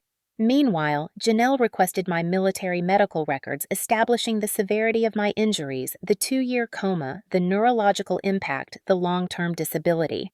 When Miles received them, he called me in for an interview at the station. He asked careful questions about my military background, what I had been trained to do, what I had been physically capable of before the incident, what drowning signs look like, what panic responses look like. Not because he doubted me, but because he wanted to establish a baseline for the prosecution. He needed the jury to see the contrast, the shocking difference between the soldier I had been and the disabled woman sitting in front of him now. His face softened slightly when I struggled to remember the correct sequence of steps in a drowning response protocol, something I once could recite in my sleep.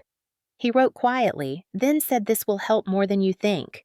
When he interviewed party guests, some were hesitant, some evasive, some genuinely remorseful for not noticing earlier.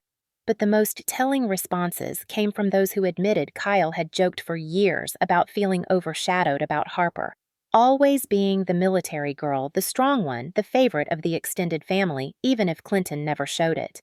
A young man admitted Kyle had once said, "Maybe she needs to be knocked down a peg." Another recalled Kyle saying military training does not make someone invincible. Combined with the footage, these comments painted a chilling picture. Not a split-second mistake, not a harmless prank, a resentment simmering long enough to boil over. Miles built the case brick by brick. The final moment that solidified everything happened on a Tuesday morning. The digital forensics team found proof that Clinton had manually deleted the footage from the home system at 8:47 p.m. on July 4th, just hours after I had been airlifted from the scene. Manual deletion was intentional, not automatic, not accidental. When Miles told me this, his voice had no hesitation. "Harper, we have enough. More than enough." He paused, then added something that sent a full-body shiver through me. "And now we move to the next phase." "He believes you," Janelle whispered. I nodded, feeling the weight of fear, anger, grief, and something new rising inside me, something steady and unshakable. Justice was no longer a distant idea. It was unfolding step by step, gathering strength, building momentum like a wave rolling back toward shore, ready to hit. Clinton's idea of a celebration dinner looked more like a political fundraiser than a family gathering. He rented a lakeside event hall just outside Fayetteville, decorated it with white tablecloths and gold-trimmed plates, hired a caterer, and invited every distant cousin, coworker, neighbor, pastor, and golf buddy he could reach, as if the bigger the crowd, the more convincing his version of the story would become. The event banner hanging at the entrance read, "Welcome home." Harper in large, cheerful letters, but the moment I stepped inside, my skin tightened because beneath the decorations and the forced smiles, the energy was off, too polished, too controlled, too calculated. Lena stayed glued to my side, scanning the room nervously. Janelle arrived 10 minutes later, carrying a small black equipment case. She gave me a small nod and whispered, "You ready?" I was not sure ready was the word, but I nodded anyway. The plan was simple. Clinton wanted a performance, a tribute to his heroic narrative. We were going to give him one. Just not the one he expected. Inside the hall, music played low. People approached me, patting my arm, hugging me, telling me how relieved they were that I was better. But their faces held confusion, as if they sensed there was something they had never been told, something no one dared ask about. Kyle stood near the refreshment table, his face pale as chalk, avoiding my gaze at all costs. He kept shifting his weight, hands fidgeting like he expected a trap, but did not know where it would come from. Clinton, meanwhile, strutted around shaking hands, telling everyone how grateful he was that family stuck together through difficult times. When he caught me watching, he gave me a smile too wide, too practiced. Then he tapped his glass loudly, calling the room to attention. "Ladies and gentlemen, thank you for coming to celebrate Harper's recovery." He said recovery like it was something he had orchestrated personally. He gestured toward me. "She is a fighter, a soldier, someone who never let hardship break her. We are blessed she is still with us." Applause rose around the room. I felt the pressure of all those eyes, but I kept my breathing steady the way I had been trained. When the clapping died, Clinton continued. "Tonight, we honor her strength and our family's unity." Lena's grip tightened on my arm. Janelle whispered, "This is your moment." Clinton stepped aside, inviting me to speak. Instead, I stepped toward the small table we had prepared earlier, where the mini projector sat inside Janelle's black case, covered by a folded tablecloth. The lights in the hall dimmed slightly for the toast, which made it easier. I cleared my throat and said thank you for being here. Most of you know I was unconscious for a long time, 2 years and 1 month. Many nodded sympathetically. I scanned the crowd until my eyes met Kyle's. He froze. But while I was gone, I learned something about that day, July 4th. The room shifted. Conversations cut short. People leaned forward. Behind me, Janelle lifted the tablecloth, took out the projector, connected it to her phone underneath the table, and pointed the lens at the large decorative wall behind me. I continued. There was a camera at the pool, and someone saved the footage. A ripple of discomfort moved through the guests. Clinton took 1 step forward, his eyes narrowing like a warning. "Harper, enough." His voice was low but sharp, the kind of tone meant to stop people in their tracks. I looked straight at him. No. The footage began playing. The blue water filled the wall behind me, shimmering faintly. At first, it looked like any pool video. People swimming, children splashing sunlight reflecting off the surface. Then the timestamp appeared, July 4th, 3:14 p.m. The exact time my life changed. The room fell silent. I heard someone whisper, "What is this?" Then the moment came. The camera caught me rising toward the surface, and Kyle's hand shoving me down. A collective gasp cut through the hall. Clinton's face drained of color. On screen, my body twisted, desperate for air water, thrashing legs, kicking. Kyle pressed down harder, his face half lit by refracted light, wearing an unmistakable grin. In the hall, someone whispered, "Dear God!" I felt my own breath catch, watching my body grow weaker on screen. Watching the way my movements slowed, how my arms stopped resisting, how my legs drifted still. Several people covered their mouths, stifling cries as the footage reached the 1-minute mark, then the 90-second point, then the moment my body went limp and Kyle released me like a broken toy. The timestamp froze at 1 minute 58 seconds. The room was dead silent. Then someone in the back let out a trembling breath and said, "We thought it was an accident." A woman near the front began crying quietly. Clinton moved fast, lunging toward the projector. His face twisted not with concern, but with pure fury. "Turn it off now!" I stepped back out of his reach, planting my feet the way my military instructors taught me. "Do not touch me!" Clinton froze because for the first time someone had told him no in front of people who mattered to him. Janelle stood between him and the projector, her voice level. "If you touch this equipment that is tampering with evidence in front of 50 witnesses." Clinton's eyes darted around the room, realizing every person present now knew the truth he had buried for 2 years. He looked at Kyle, who had not moved a muscle since the video started. Kyle's lips trembled, his eyes wide blank, like his brain had disconnected trying to process that his secret was alive and projected 10 feet tall in front of family, friends, colleagues. "Harper, you have no idea what you are doing," he spat finally, his voice cracking. I inhaled slowly, my chest tight but steady. "I know exactly what I am doing, and the people here deserve to know too." A man I barely remembered, an older cousin, spoke up, voice shaking. "Kyle did that to her all this time, and you let us believe she slipped." Clinton opened his mouth to deny it, but the footage still glowed on the wall behind him, undeniable, unaltered, raw truth. Someone else muttered, "I cannot believe this." Another said I knew something felt wrong that day. Lena stepped beside me, her chin high. Dad erased the footage. "I saved a copy." Clinton spun toward her, betrayal burning in his eyes. "You!" he growled. But Lena did not shrink. She had spent years living under his control, but tonight she saw what standing up looked like, and she matched it. "I was 15. I was scared. But I am not scared of you anymore." That broke what little composure Clinton had left. His voice rose. "This is family business. You have no right to show this in public." I lifted my chin. "You made it public the moment you lied to everyone here." The emotional shift in the room was palpable. The crowd no longer looked at me with pity, but with a dawning protective outrage. And they looked at Clinton with disgust, at Kyle with horror. The humiliation was total, irreversible, final. The truth stood taller than all of them, and there was no unseeing it. Janelle touched my shoulder gently, signaling that it was done.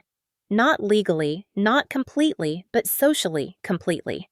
Clinton had lost his narrative, his control, his power. I looked across the room and saw Kyle finally break. He sank into a chair, burying his face in his hands, realization crashing down on him like the water he once held me under. And for a single quiet second, the hall felt painfully still, as if the entire building held its breath, waiting for the aftermath that would come crashing next. The night everyone saw the truth had finally arrived. The police cars arrived before the last guests had even reached their vehicles, the red and blue lights leaking through the wide glass windows of the event hall, splashing across the floor like a warning flare. And for a moment, time felt suspended, balanced on a knife edge between the lies that had held my family together and the truth that had just shattered them. Detective Miles stepped inside. First, his badge displayed plainly, his expression grave but steady in a way that silenced the last pockets of murmuring among the stunned guests.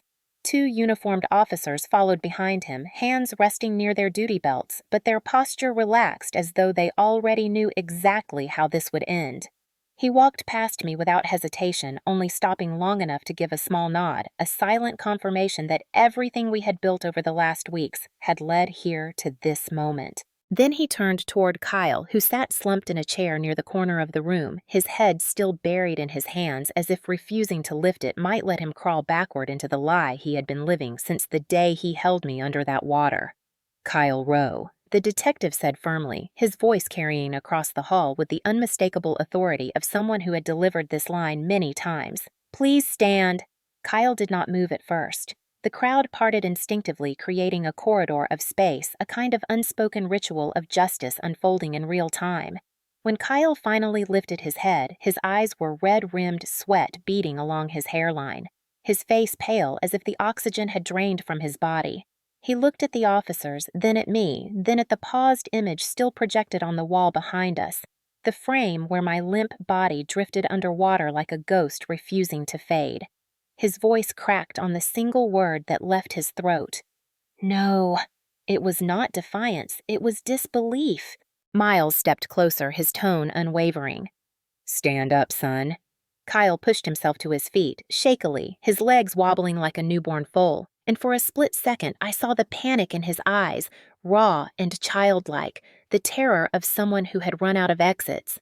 But I also remembered the feeling of his hands on my skull, forcing me down deeper, deeper into darkness until my lungs burned and my mind flickered and the world collapsed into black silence. The memory steadied me. This was not a child. This was the man who had nearly killed me. The officer beside Miles pulled out the handcuffs, their metallic click echoing too loudly in the hall. Kyle flinched as though the sound alone was a physical blow. "You are under arrest for first-degree assault with intent to cause severe bodily harm," Detective Miles said, "and possibly attempted homicide pending further review."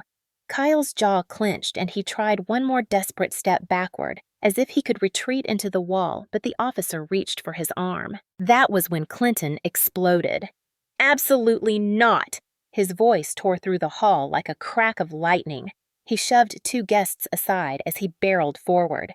His face crimson, his eyes crazed with the same controlled fury he had always wielded in the household, the kind that shut everyone up, made everyone fall in line. "Not my son. You cannot take my son." He jabbed a finger at Miles. "This is family business, you hear me? Family. You have no right to destroy us like this." Miles did not even blink. "Sir, step back." Clinton ignored him fully, stepping between Kyle and the officers, his chest puffed like he could shield his adult son with sheer force of ego. "You people are not thinking clearly," he shouted. "This girl, Harper, she has memory problems. Her brain is injured. You cannot trust a single thing she says. This video does not show what she claims. It was a joke, a misunderstanding, a playful challenge." The word playful sent a fresh wave of gasps through the crowd, and the outrage that rolled across the room was so thick it felt like pressure in the air. I stood still, my heart pounding, but my spine straight. For years, Clinton had controlled every narrative in that household, but tonight he was losing the crowd, losing the power, losing the mask. Lena stepped closer to me, whispering, "He is losing it." Miles raised his hand, signaling the officers to hold position. "Sir, consider this your final warning. Step aside." Clinton ignored everything except the tightening circle around his family, his voice rising into a near scream. "She is lying. She has always needed attention. That is all this is. She is jealous, jealous that Kyle gets more praise, jealous that he actually accomplished something." I felt the words hit like sparks, but they did not ignite. They fizzled uselessly against the truth already carved into the room. One of the officers moved forward. "Sir, please step back." Clinton shoved him. The movement was quick and violent, pure instinct, pure arrogance, and it was the moment everything crossed the point of no return. Miles's voice hardened instantly. "Officers, detain him." The next seconds unfolded with military precision. Clinton swung his arm again, but the officers were trained faster than he was furious. One officer caught his wrist, twisting it into a compliance hold, while the other secured his opposite arm. Clinton roared, pulling against them like a bull, but he was no match for trained police. In less than 5 seconds, he was pressed against the table, surrounded by witnesses while handcuffs clamped tightly around his wrists. The clang of metal against bone was final. The humiliation complete. People stepped back in stunned silence. Someone whispered, "This is what he tried to hide." Another murmured, "I knew something was wrong with him." Kyle watched the entire scene, frozen, his breath shaking uncontrollably. When the officers turned back to him, he did not resist. He simply let them pull his hands behind his back. The cuffs clicked shut around his wrists with a sound that sent a strange, cold wave down my spine. The handcuffs fit him better than me. The words formed in my mind, unbidden, sharp, powerful, undeniable. I had worn cuffs during training for drills demonstrations, scenarios, learning how to break free, how to restrain someone safely. But watching them on Kyle, watching them on Clinton, These were not simulations, these were consequences. As they began to escort Kyle toward the exit, he looked back at me, his voice raw. "Harper, please, I did not mean for it to go that far."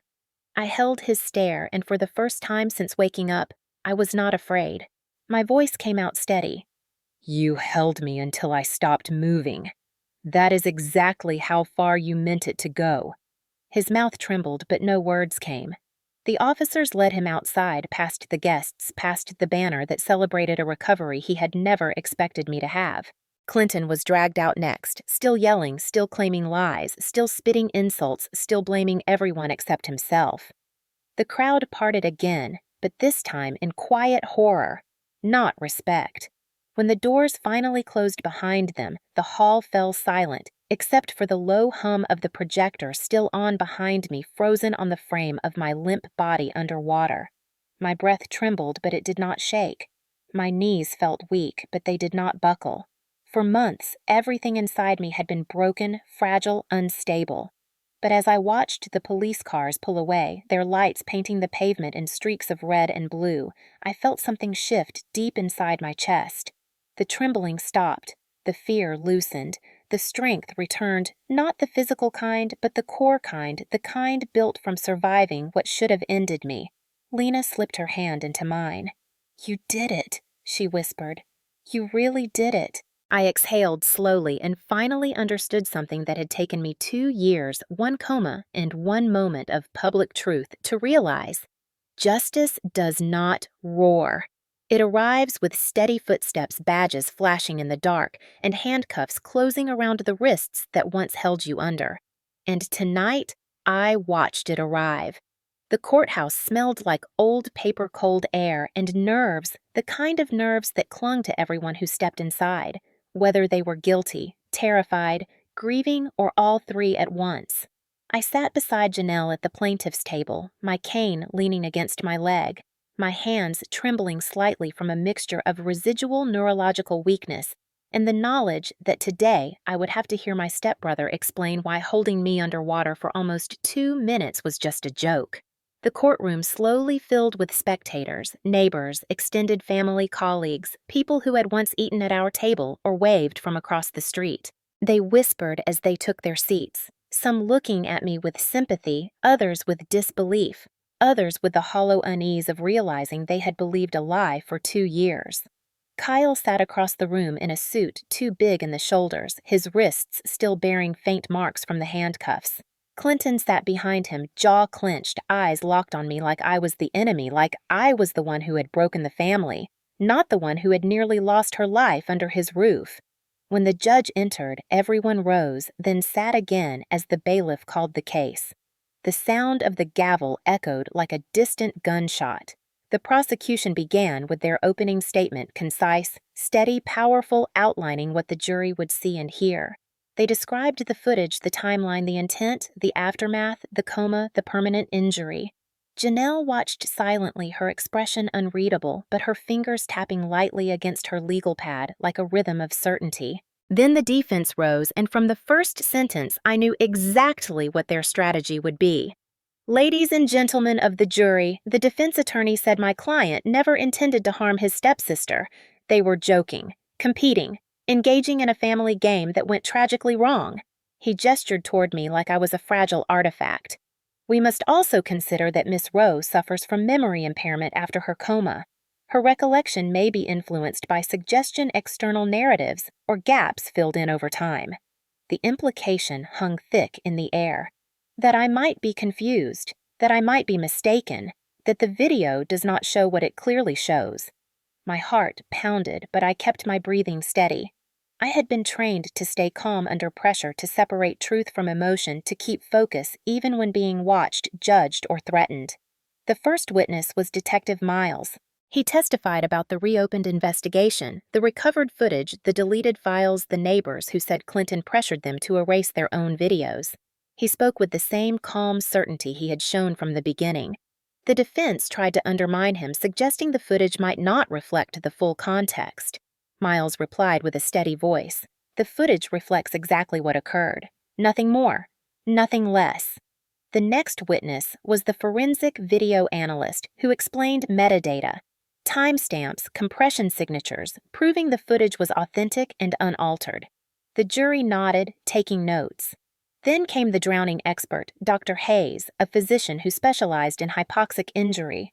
He narrated the footage frame by frame, describing what my body was going through at each second. At 30 seconds, discomfort. At 60 seconds, the neurological urge to breathe overwhelming. At 90 seconds, panic. At 110 seconds, loss of motor coordination. At 1 minute, 58 seconds, unconsciousness. He pointed to the screen where my body went limp. That moment, he said, indicates complete loss of voluntary function. If help did not come in the following seconds, this patient would have died. His voice was gentle but clinical, and hearing my life reduced to medical terms was surreal, like he was describing someone else. The defense cross-examined him, trying to propose that underwater gestures could be misinterpreted, that Kyle might not have known I was in distress. Dr. Hayes simply replied the victim's movements were unmistakably those of someone attempting to surface, not playing. Next came the footage. For the second time in public, the blue shimmer of water filled the courtroom, the timestamp ticking in the bottom corner. The sickening moment Kyle grabbed my shoulders, forcing me down, spreading across the screen in horrifying clarity. The courtroom went still. Someone in the back gasped softly. A woman near the aisle covered her mouth. Even the judge, who had undoubtedly seen worse, looked tense. Clinton looked furious, not at what the footage showed, but that it was being shown. Kyle stared at the table, his face paling with every second. When the video ended, silence hung heavy like humidity before a storm. Then it was my turn. Janelle helped me stand, guiding me to the witness stand where the bailiff asked me to raise my right hand. My arm trembled slightly as I swore to tell the truth, the whole truth, and nothing but the truth. When I sat down, the courtroom seemed to lean closer, listening before I even spoke. Janelle began gently. "Harper, tell us what you remember about July 4th. I swallowed. My voice came out softer than I expected, but steady. I remember Kyle teasing me, saying things like military versus civilian, asking if I wanted to do a breath-holding challenge. I remember diving down. I remember counting in my head like I always did in training. I remember my lungs burning. And I remember pushing toward the surface. I paused because the next words sat heavy on my tongue. Someone laughed underwater. That laughter had haunted me for 2 years. The memory surfaced in therapy dreams, moments between breaths. A muffled, amused snort distorted by water. Janelle nodded, encouraging me. What happened next? My throat tightened, but I kept speaking. He grabbed me. He pushed me down. I tried to fight, but everything got weaker and then black. Someone in the viewing gallery let out a shaky breath. The judge frowned slightly, either at the details or at the person who had reacted. Then came the cross-examination. The defense attorney walked toward me with a rehearsed, gentle tone, like he was approaching a fragile witness. "Miss Rowe," he said, "do you acknowledge that your memories may be incomplete?" "Yes," I replied, because lying was pointless. "I was in a coma, but incomplete does not mean wrong." He nodded like he expected that answer. "You understand that sometimes the mind fills gaps, that traumatic memories can be influenced by external information, such as watching that video." I held his gaze. Actually, I remembered the pressure on my shoulders before I saw the video. I remembered trying to rise and being forced down. That was not suggested to me. That was my experience. He opened his mouth to challenge me, but Janelle rose immediately, objection. The judge nodded, sustained. The defense attorney tried another angle. "Could Kyle have misunderstood your movements underwater? Could he have thought you were playing or signaling that you were fine?" I leaned slightly forward. The movements of someone drowning are not subtle. I was not playing. I was trying to survive, and he held me until I stopped moving. The attorney hesitated as if searching for a new point. Then he tried their final tactic. "Miss Rowe, you have suffered significant brain injury. Is it possible that your recollection of laughter underwater could have been a dream or confusion?" Clinton smirked slightly, as if proud of the line. Something inside me hardened. For the first time, I felt anger rise like fire instead of fear. I answered carefully, clearly, each word deliberate. "A coma damaged my body. It did not create memories that never happened. The courtroom shifted again, a low ripple of sympathy. Even the judge looked at me with a flicker of respect. The defense attorney stepped back, sensing the line had turned against him. Then it was Kyle's turn to testify, and despite knowing what he would say, I still felt a cold twist in my stomach. He walked to the stand with small, stiff steps, cleared his throat, and avoided looking at me. "I swear I did not mean to hurt her," he said, voice trembling. "It was a stupid joke. We always messed around. I thought she was fine. I thought she was just trying to win." The prosecution asked a single question. "For almost 2 minutes, you held down someone who was actively trying to surface. At what second did the joke end?" Kyle swallowed his eyes, darting helplessly. "I do not know. I was not thinking." The prosecutor's voice sharpened. "Exactly. You were not thinking about whether she lived or died." The jury watched Kyle crumble under his own words. Then Janelle presented the drowning expert's timeline again, this time directly after his testimony, creating a perfect emotional contrast between medical fact and flimsy excuse. By the time closing arguments began, the courtroom was silent with grim understanding. Janelle delivered a precise, devastating summary: the footage, the motive, the cover-up, the lies, the consequences. She pointed toward me, describing the soldier I used to be, the life I lost, the future stolen by the hands of someone who claimed it was a joke. When she sat down, the defense attempted a final plea for mercy, suggesting youth impulsivity, misunderstanding, but no one bought it. The video had seared itself into their minds. When the jury finally stood to deliver the verdict, the air thickened into something nearly solid.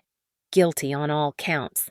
The words echoed through the courtroom like a door slamming shut on 2 years of denial. Clinton cursed under his breath. Kyle sagged forward, and the gallery sat stunned by the weight of justice delivered. And for the first time since waking, I felt the tremble in my body, ease not from weakness, but from release, as if the truth finally had enough space to breathe. When the jury foreperson stood up, holding the slip of paper between her fingers, the entire courtroom froze so completely that I could hear the faint hum of the ceiling vent above us. I sat perfectly still, my cane resting against the chair, my palms damp but steady on my knees, as if my body instinctively knew this was the moment everything would either collapse or finally begin to rebuild. 12 people who did not know me, who had not seen my life before the coma, who had no reason to protect or destroy me, were about to decide whether the truth had enough weight to cut through 2 years of lies. In that suspended silence, I glanced briefly toward Kyle, who sat slumped in his chair. Shoulders caved inward, eyes fixed on the table. Clinton sat behind him, gripping the wooden bench so tightly the tendons in his hands stood out like cables. His jaw carved a hard, angry line across his face, the look of a man who had always controlled the narrative and was now being forced to sit and watch as that power slipped through his fingers. The foreperson lifted her chin and spoke clearly. "We, the jury, find the defendant, Kyle Rowe, guilty of first-degree assault and guilty of attempted infliction of severe bodily harm." The words seemed to move in slow motion, traveling across the room and landing in my chest with an impact that made my breath catch. I had imagined this moment so many times during therapy, during late nights, staring at the hospital ceiling. During the first week, I woke up and could not lift my head without help. I thought I might cry or tremble or collapse with relief, but instead I felt something deeper, a quiet internal steadiness, like the surface of calm water after a storm finally passes. Kyle's face drained of color, the verdict hitting him long before he processed its meaning. His mouth parted as if he meant to speak, to deny, to beg, but nothing came out. For the first time since waking from my coma, I felt no fear of him, only a strange, distant sadness for the version of him that might have existed if he had chosen not to turn me into a target for his own resentment. The judge nodded at the jury, thanking them, then turned to the clerk to receive the sequence of sentencing recommendations. The courtroom waited in breathless silence. Before sentencing Kyle, the judge addressed the room, speaking in that measured, authoritative tone judges used when they knew the weight of the moment. "This case is one of the most disturbing examples of reckless cruelty I have seen in years." The deliberate decision to hold someone underwater until unconsciousness nearly cost Miss Rowe her life. The subsequent attempt to conceal evidence compounded the harm caused. He turned to Kyle. You displayed callous disregard for the safety of a family member, and your actions resulted in catastrophic injury. Justice requires consequences proportionate to the gravity of that harm. I stared forward, my heartbeat slow and heavy. The judge continued, Kyle Rowe is hereby sentenced to a minimum of 12 years and a maximum of 18 years in the North Carolina Department of Corrections. The words felt unreal, even though I knew they were justified earned necessary. Kyle looked like someone had knocked the air out of him. His mother buried her face in her hands, sobbing loudly. Clinton just sat frozen, his eyes two blazing shards of fury, not at what Kyle had done, but at the fact that the truth had finally been allowed to matter. Then the judge addressed Clinton directly. Mr. Clinton Hayes, please stand. He rose slowly, glaring at the judge like a man insulted to be spoken to as a defendant. The judge's tone sharpened. You engaged in the destruction of evidence and obstruction of justice acts that directly impeded a criminal investigation. These offenses undermine the integrity of the legal system and cannot be minimized. Clinton started to open his mouth, but his attorney grabbed his sleeve, subtly urging him to stay silent. The judge continued, You are sentenced to 2 years probation, community supervision, mandatory counseling, and a permanent forfeiture of guardianship over any minors in your household. Gasps filled the room, not dramatic, but stunned, like the quiet collapse of a long illusion. Clinton's face went rigid with disbelief, as if losing guardianship wounded him more than the conviction itself. He had always defined himself by control, and now the state had taken it from him in a single sentence. My stepsister Lena, who sat behind me with her knees clenched together and her fingers twisted in her lap, let out a soft exhale of relief so quiet I almost missed it. 2 row over a neighbor from Clinton's street stared at him in open shock, as if realizing for the first time the man she had greeted at block parties had been hiding a far darker truth. The judge dismissed the jury and gave both sides time to process before clearing the courtroom, but people did not move. They remained seated, still absorbing what had just happened. It was not until the bailiff approached Kyle to escort him out that the room stirred again. Kyle stood unsteadily, looking at me with a strange, confused expression, as if hoping I might intervene, as if the sister he nearly drowned might now save him from the consequences he created. I held his gaze not cruelly, not triumphantly, but with a solemn, unwavering clarity. You made your choice.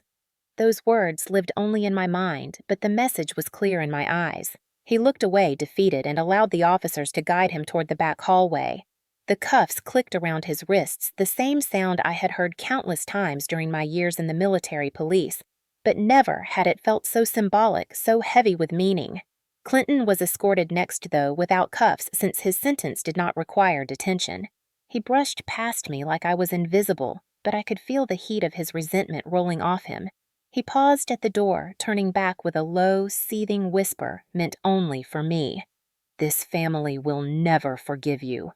The sentence should have cut, but it landed weightless. I did not say a word, but my silence delivered its own verdict. I did not need forgiveness from people who had chosen denial over humanity. After they were gone, the courtroom emptied slowly, and I sat there for a moment, letting the quiet settle. Janelle placed a steady hand on my shoulder. You did it, Harper. You stood up for yourself, and you won. I nodded, but something inside me felt more complex than victory. Justice had been served, but justice does not erase pain or restore lost years or heal a body still struggling every morning to cooperate. But justice gives breath where fear used to live, and that felt like a beginning. When I stepped outside the courthouse, the sunlight hit my face warm and bright. The air smelled like fresh-cut grass and car exhaust and early summer. My legs were weak from the long session, but steady enough to hold me as I walked down the steps with my cane. Reporters stood across the plaza, but none approached me. Maybe it was the uniform.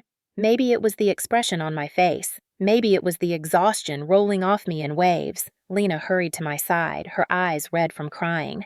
"Are you okay?" she whispered, her voice trembling with the weight of everything she had witnessed inside. I exhaled slowly. I think for the first time in 2 years, I might be. She nodded, pressing her hand into mine and squeezing tightly. We walked to my car together, the sunlight stretching long shadows behind us. It felt symbolic, like the shadows were finally behind me instead of clinging to my heels. When we reached the car, I paused, looking back at the courthouse one last time. Not in bitterness, not in triumph, but in quiet acknowledgement. What happened inside that building had closed one chapter and opened another. Justice had spoken clearly, louder than every lie shouted over my truth, louder than every attempt to erase evidence, louder than every denial whispered behind closed doors. As the breeze moved across my face, I realized something I had not felt in a long time. Safety. Not perfection, not healing, not closure. Just the simple, steady certainty that I was no longer being silenced. The jury had not hesitated, and now I finally had permission to breathe again. 3 weeks after the verdict, when the courthouse echoes had finally faded, and the weight of the sentencing had settled into something cold and permanent, the first letter arrived in my mailbox. I recognized the institution address immediately printed in the upper corner in that uniform typeface that every correctional facility used. My heart tightened instinctively, but my hands stayed steady as I slid a finger beneath the thin paper and opened it.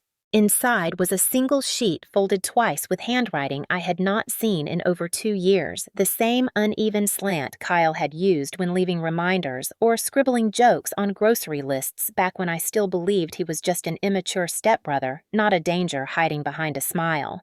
The letter began with my name written slowly, as if he hesitated before committing the letters to the page. Harper, I do not know how to start this. I am sorry. The words looked strange, flat-forced, empty. He continued with lines about regret, about how he never meant to hurt me, how the video did not show the whole story, how he panicked, how he lost control, how he wished he could undo everything. But underneath every sentence, I could feel something else, a quiet plea disguised as remorse, a hope that if he constructed the right combination of words, I might give him the thing he wanted most. Not forgiveness, but leverage. He wanted me to speak for him, to soften the consequences, to make the years ahead easier, not because he understood what he had done, but because he could not bear the thought of living without his old comfort, his old protection, his old entitlement. Near the bottom of the page, he wrote, I know you are strong, stronger than me, stronger than anyone I know. Maybe you can find space to forgive me. You were always better than this family. I stared at that sentence for a long time, feeling neither anger nor pity, but a deep, quiet clarity. He finally understood something, but not the thing he thought. Strength was not about forgiveness. Strength was about survival, about refusing to trade truth for someone else's comfort ever again. I folded the letter back into its envelope and placed it on the counter without replying. I owed him nothing. The second letter came not from the prison, but from the man who had built the entire house of lies that nearly buried me. Clinton showed up in person. It was early afternoon in late July, the sun high, the heat sharp enough to shimmer off the pavement. I had just finished a session with my physical therapist and was lowering myself into a patio chair when I heard the gravel crunch in the driveway. His truck rolled to a stop like a familiar threat resurrected. For a moment, I wondered if I was strong enough to deal with him alone. But then I remembered something important. I was not the one who needed strength to face the truth. He was. Clinton stepped out wearing jeans and a collared shirt, like he believed dressing neatly might soften the weight of everything he had done. His face looked older, more tired than before, the trial lines scoring deep across his forehead and around his mouth. He approached slowly as though he expected me to run or shout. I did neither. I simply waited, my cane resting at my side, my posture upright, my breath calm. Harper, he said, my name cracking slightly. He looked around at my porch as if searching for cameras or witnesses, then looked back at me with something that tried to resemble humility but did not quite reach his eyes. I came here because I need to say something to you. I said nothing, letting him carry the weight of whatever he believed he needed to unload. His shoulders rose and fell with a shaky breath. I know things went too far. I know I reacted wrong. I did not mean for any of this to happen. I did not mean to hurt you. It was a mistake, a misunderstanding. His voice kept faltering, tripping over the edges of self-pity, not remorse. He stepped closer like he thought proximity would influence me. I need you to reconsider the charges against Kyle. If you reach out to the judge, maybe the sentence can be reduced. He has his whole life ahead of him.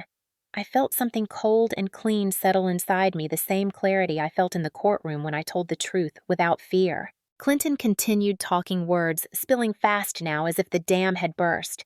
He is sorry, truly sorry, and I am sorry too. I was trying to protect the family. I did not realize what was really happening. Please, Harper, be reasonable.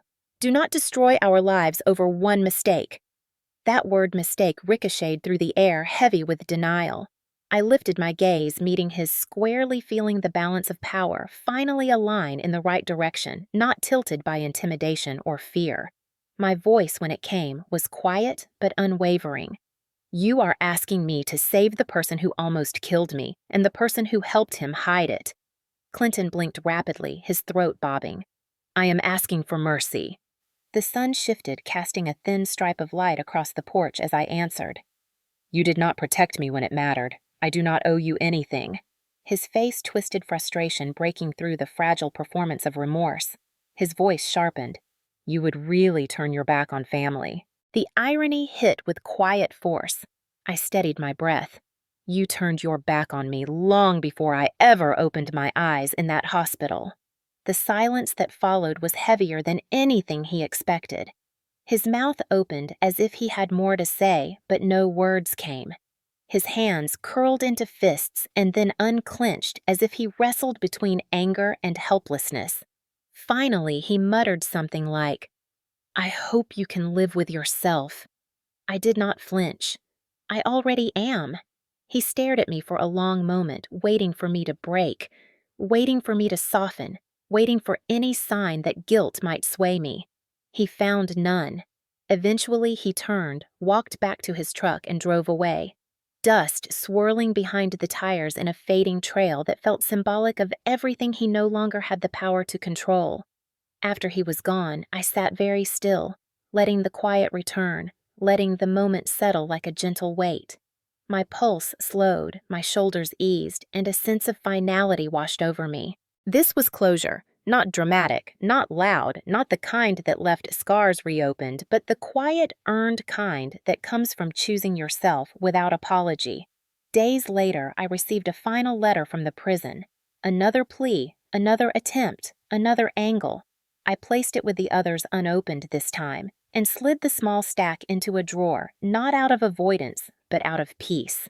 Their remorse came only after consequences, only after the truth exposed what they could no longer bury. That kind of remorse was not mine to tend to. It belonged to them entirely. As the afternoon sun warmed the porch and a faint breeze rustled the edges of my recovery journal, the truth settled deeper into my bones. The apology they wanted would have cost me more than it would ever give. The forgiveness they begged for was not for healing, but for relief from accountability. And I was done carrying their weight. Closure did not come from their words. Closure came from saying no without fear. Closure came from choosing myself. Closure came from finally understanding that surviving was not enough. I deserved to live, and I would. The first morning I woke up without dread pressed against my ribs felt almost unreal, like I had surfaced from some long, deep place where the light had never fully reached. Sunlight drifted across the bedroom wall in gentle, warm bands, and for the first time in 2 years, the sight did not make me flinch or brace or wonder what was waiting for me in the shadows of memory.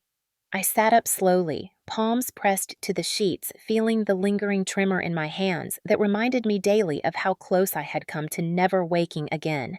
But instead of frustration, I felt something quieter, something like gratitude. Healing is slow, but it is steady when you stop fighting it as an enemy. After the trial, after the sentencing, after the letters, I decided I was ready to step back into the world I once belonged to, not as the soldier who could run 5 miles before sunrise or train recruits with sharp commands, but as the version of myself who survived something no training manual could prepare me for. I met with my commanding officer, a calm, firm woman named Captain Aldridge, whose office at Fort Liberty always smelled faintly of coffee and pine from the small air freshener near the window. She listened as I explained where my recovery stood, the progress in therapy, the limitations that still lingered, the desire to serve again, even if not in the same capacity. She studied me for a long moment, then said with a nod, "We do not measure strength only in physical performance, Miss Rowe. Sometimes returning is its own kind of courage." She offered me a modified role in training and community safety programs, a position that allowed me to teach self-defense, drowning prevention, and domestic violence intervention skills to new MPs and local partners. It felt fitting that after nearly dying underwater, I would now teach others how to survive the hands that meant them harm. During the first class I taught, I stood on the mat with my cane, set aside, my stance slightly off balance, but my voice steady as I demonstrated escape techniques, ways to signal distress underwater, signs of coercive control, instinct, red flags that too many people ignored until it was almost too late. The recruits listened more intently than I expected, their eyes tracking my movements, their expressions shifting when I spoke about what it feels like when trust becomes a weapon. I did not tell them my story directly, but I did not have to. They could hear the truth beneath every instruction. Week by week, my body strengthened, the tremors, lessened, the flashbacks loosened their grip, and my nights filled more with rest than with the echoes of water closing over my head. Therapy became a constant in my schedule, not just the sessions focused on trauma, but the ones that helped rebuild confidence, balance, and patience with myself. My therapist, a calm, thoughtful man named Dr. Madsen, often said, "Healing is not returning to who you were. It is allowing yourself to become who you are now." I held onto that line more tightly than I expected. Around the same time, Lena moved out of Clinton's house. She arrived at my doorstep with 2 suitcases, 1 backpack, and a look in her eyes that was equal parts relief and grief. She did not cry at first, just stood there in the fading evening light, gripping the straps of her bag until her knuckles turned white. Then when I stepped aside to let her in, she exhaled a shaky breath and whispered thank you in a voice so small and exhausted that it cracked something open inside me. She stayed with me for nearly 6 months, sleeping in the spare bedroom, helping with small tasks during my rehabilitation, cooking dinner when my arms ached too much, carrying groceries when my grip faltered. We built a quiet routine together, 2 survivors learning how to breathe again, in a house no longer monitored by hidden cameras or controlled by the heavy presence of someone who demanded obedience at any cost. Some nights she would talk about the years under Clinton's roof, the fear, the tension, the sudden bursts of anger she had learned to navigate like landmines. Other nights, she sat silently on the porch with me watching the sunset over the neighborhood while cicadas hummed in the trees. Healing for her looked different, but we moved through it side by side. Eventually, when she felt strong enough, she found an apartment near downtown Fayetteville, a small place with soft yellow walls and a balcony overlooking a row of maple trees. On her move-in day, she hugged me tightly, her voice catching as she said, "You saved me as much as I helped you." When I closed her door behind her that afternoon, I realized she was right. We had saved each other. Life continued in slow, gentle rhythms after that. I rejoined my martial training gradually, sparring lightly with instructors who respected my limits, but pushed me just enough to remind my muscles they still belonged to me. My balance improved, my endurance grew, and even though I would never be exactly who I was before, I felt something stronger forming in its place. Not the hard-edged toughness I once leaned on, but a steadier, quieter resilience. I spent weekends volunteering with support groups for survivors, families navigating the legal system, young soldiers dealing with trauma they could not put into words. Sometimes I simply sat with them, letting silence do the work. Other times, I spoke about survival in ways that did not require telling the whole story. I understood now that healing often came not from dramatic revelations, but from being met with understanding in the smallest moments. Evenings in my home grew peaceful. I planted small herbs on the windowsill and watched them grow inch by inch. I took morning walks around the neighborhood, letting the cool air fill my lungs. I learned to enjoy the stillness of my living room, bathed in early light, without feeling the urge to check every corner. Some nights, I sat on the porch with a cup of tea and let the quiet wrap around me like a blanket. The kind of quiet that once terrified me now felt earned. Closure did not come in a dramatic wave. It came in pieces, subtle, patient, undeniable. It came in the moment I realized I could watch water ripple across a pool without feeling panic. It came when I slept through the night without waking in fear. It came when I accepted that what happened to me did not define my future, only informed my strength.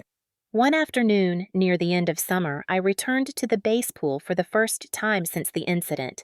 The water shimmered a calm blue surface stretching gently beneath the sunlight. I stood at the edge, breathing steadily, letting memories drift through me without dragging me under. After a long, quiet minute, I stepped forward and dipped my hand into the water. It felt cool, clean, forgiving. I whispered to myself this time I surface on my own. When I walked away from the water, I felt lighter than I had in years, as though some invisible weight had finally loosened its hold. My life was not perfect, but it was mine again, and that was enough.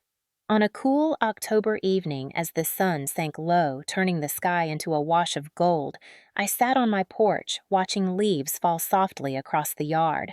The quiet settled around me, not heavy, but peaceful, and I realized this was what I had fought my way back to reach. Not revenge, not triumph, not applause.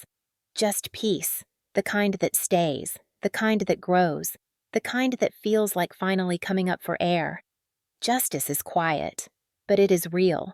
If you have ever lived through anything even remotely similar to what I went through, a moment where family should have protected you, but instead failed you, a moment where you felt the air leave your lungs, whether from fear, betrayal, or heartbreak, then I want you to know something as clearly as I can say it. You are not alone, no matter how isolated your experience made you feel, no matter how long you carried that weight quietly inside your chest. No matter how many years you convinced yourself that your pain was insignificant or that speaking about it would bring only trouble or judgment or disbelief.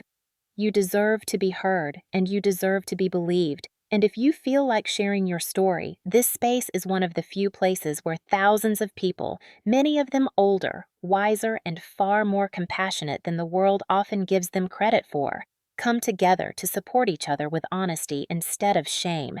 When I first opened my eyes after 2 years in darkness, I thought I was waking up to a world that had moved on without me, and in many ways it had. But what surprised me was how many people I met during my recovery who carried their own invisible stories, stories they never told because they did not want to be a burden, or because they were told to stay quiet, or because they had learned the hard way that the people who should have cared simply did not want to listen. Those people taught me something important. Every story, no matter how painful, is part of someone finding their way back to themselves, and sometimes saying it out loud, even in a comment box on a screen, can be the first step toward breathing freely again. You might be someone who survived a family that tried to break you, or someone who is still trying to understand what happened in your past. You might have walked away from a home that never felt safe, or from relatives who only knew how to take and never how to give you. Might be someone who stayed silent for decades because that was the only way you knew how to survive. Or you might be someone who fought back the moment you realized you were worth protecting. Whichever one you are, your voice matters, and there is someone out there reading this right now who needs to know they are not the only one. What happened to me was dark, painful, and at times felt impossible to overcome. But the healing began the moment I understood that telling the truth was not an act of revenge, but an act of reclaiming my own life.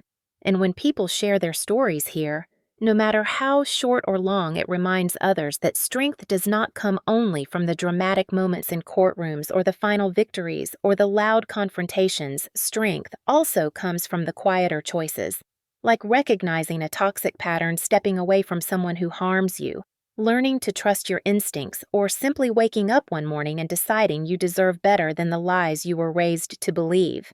If you want to share even a small part of your experience, whether it happened last week or 40 years ago, whether it left scars on your body or just on your heart, whether the world believed you or refused to your story, can help someone else take their first step toward peace. And you might be surprised by how much lighter your own burden feels once you let a little of it out into a space where people understand. You do not have to write every detail, and you do not have to explain anything. You do not want to explain. Sometimes a single sentence can hold an entire lifetime. Sometimes all someone needs to say is, "I went through something like this too," and that alone creates a bridge between people who have never met but share the same kind of strength. And if you are someone who does not want to share, that is okay too. Just being here, reading, listening, connecting quietly is enough. You are not required to open old wounds to deserve community or compassion. For the viewers who are in their 50s, 60s, and beyond, the ones who have lived long enough to see cycles repeat, and who know that healing is not a straight line, your wisdom is part of what makes this space powerful. You remind us that survival comes in many forms, that it is never too late to take back your voice, and that peace can arrive even after years of turmoil. If you have insight or encouragement, or even a simple message for someone younger who might be watching, please share it because your words often carry the weight of lived experience in a way nothing else can. And for anyone still struggling silently, whatever stage of life you are in, whatever your past looks like, whatever truth you are carrying that you have not yet spoken aloud, know this. You are not weak for having endured. You are not broken for having been hurt. You are not alone. Even if your family made you feel that way, and the world is full of people who will understand your strength, even if the ones closest to you never tried. If you have ever lived through a moment that made you feel small, made you feel erased, made you feel unheard or unprotected, tell your story here.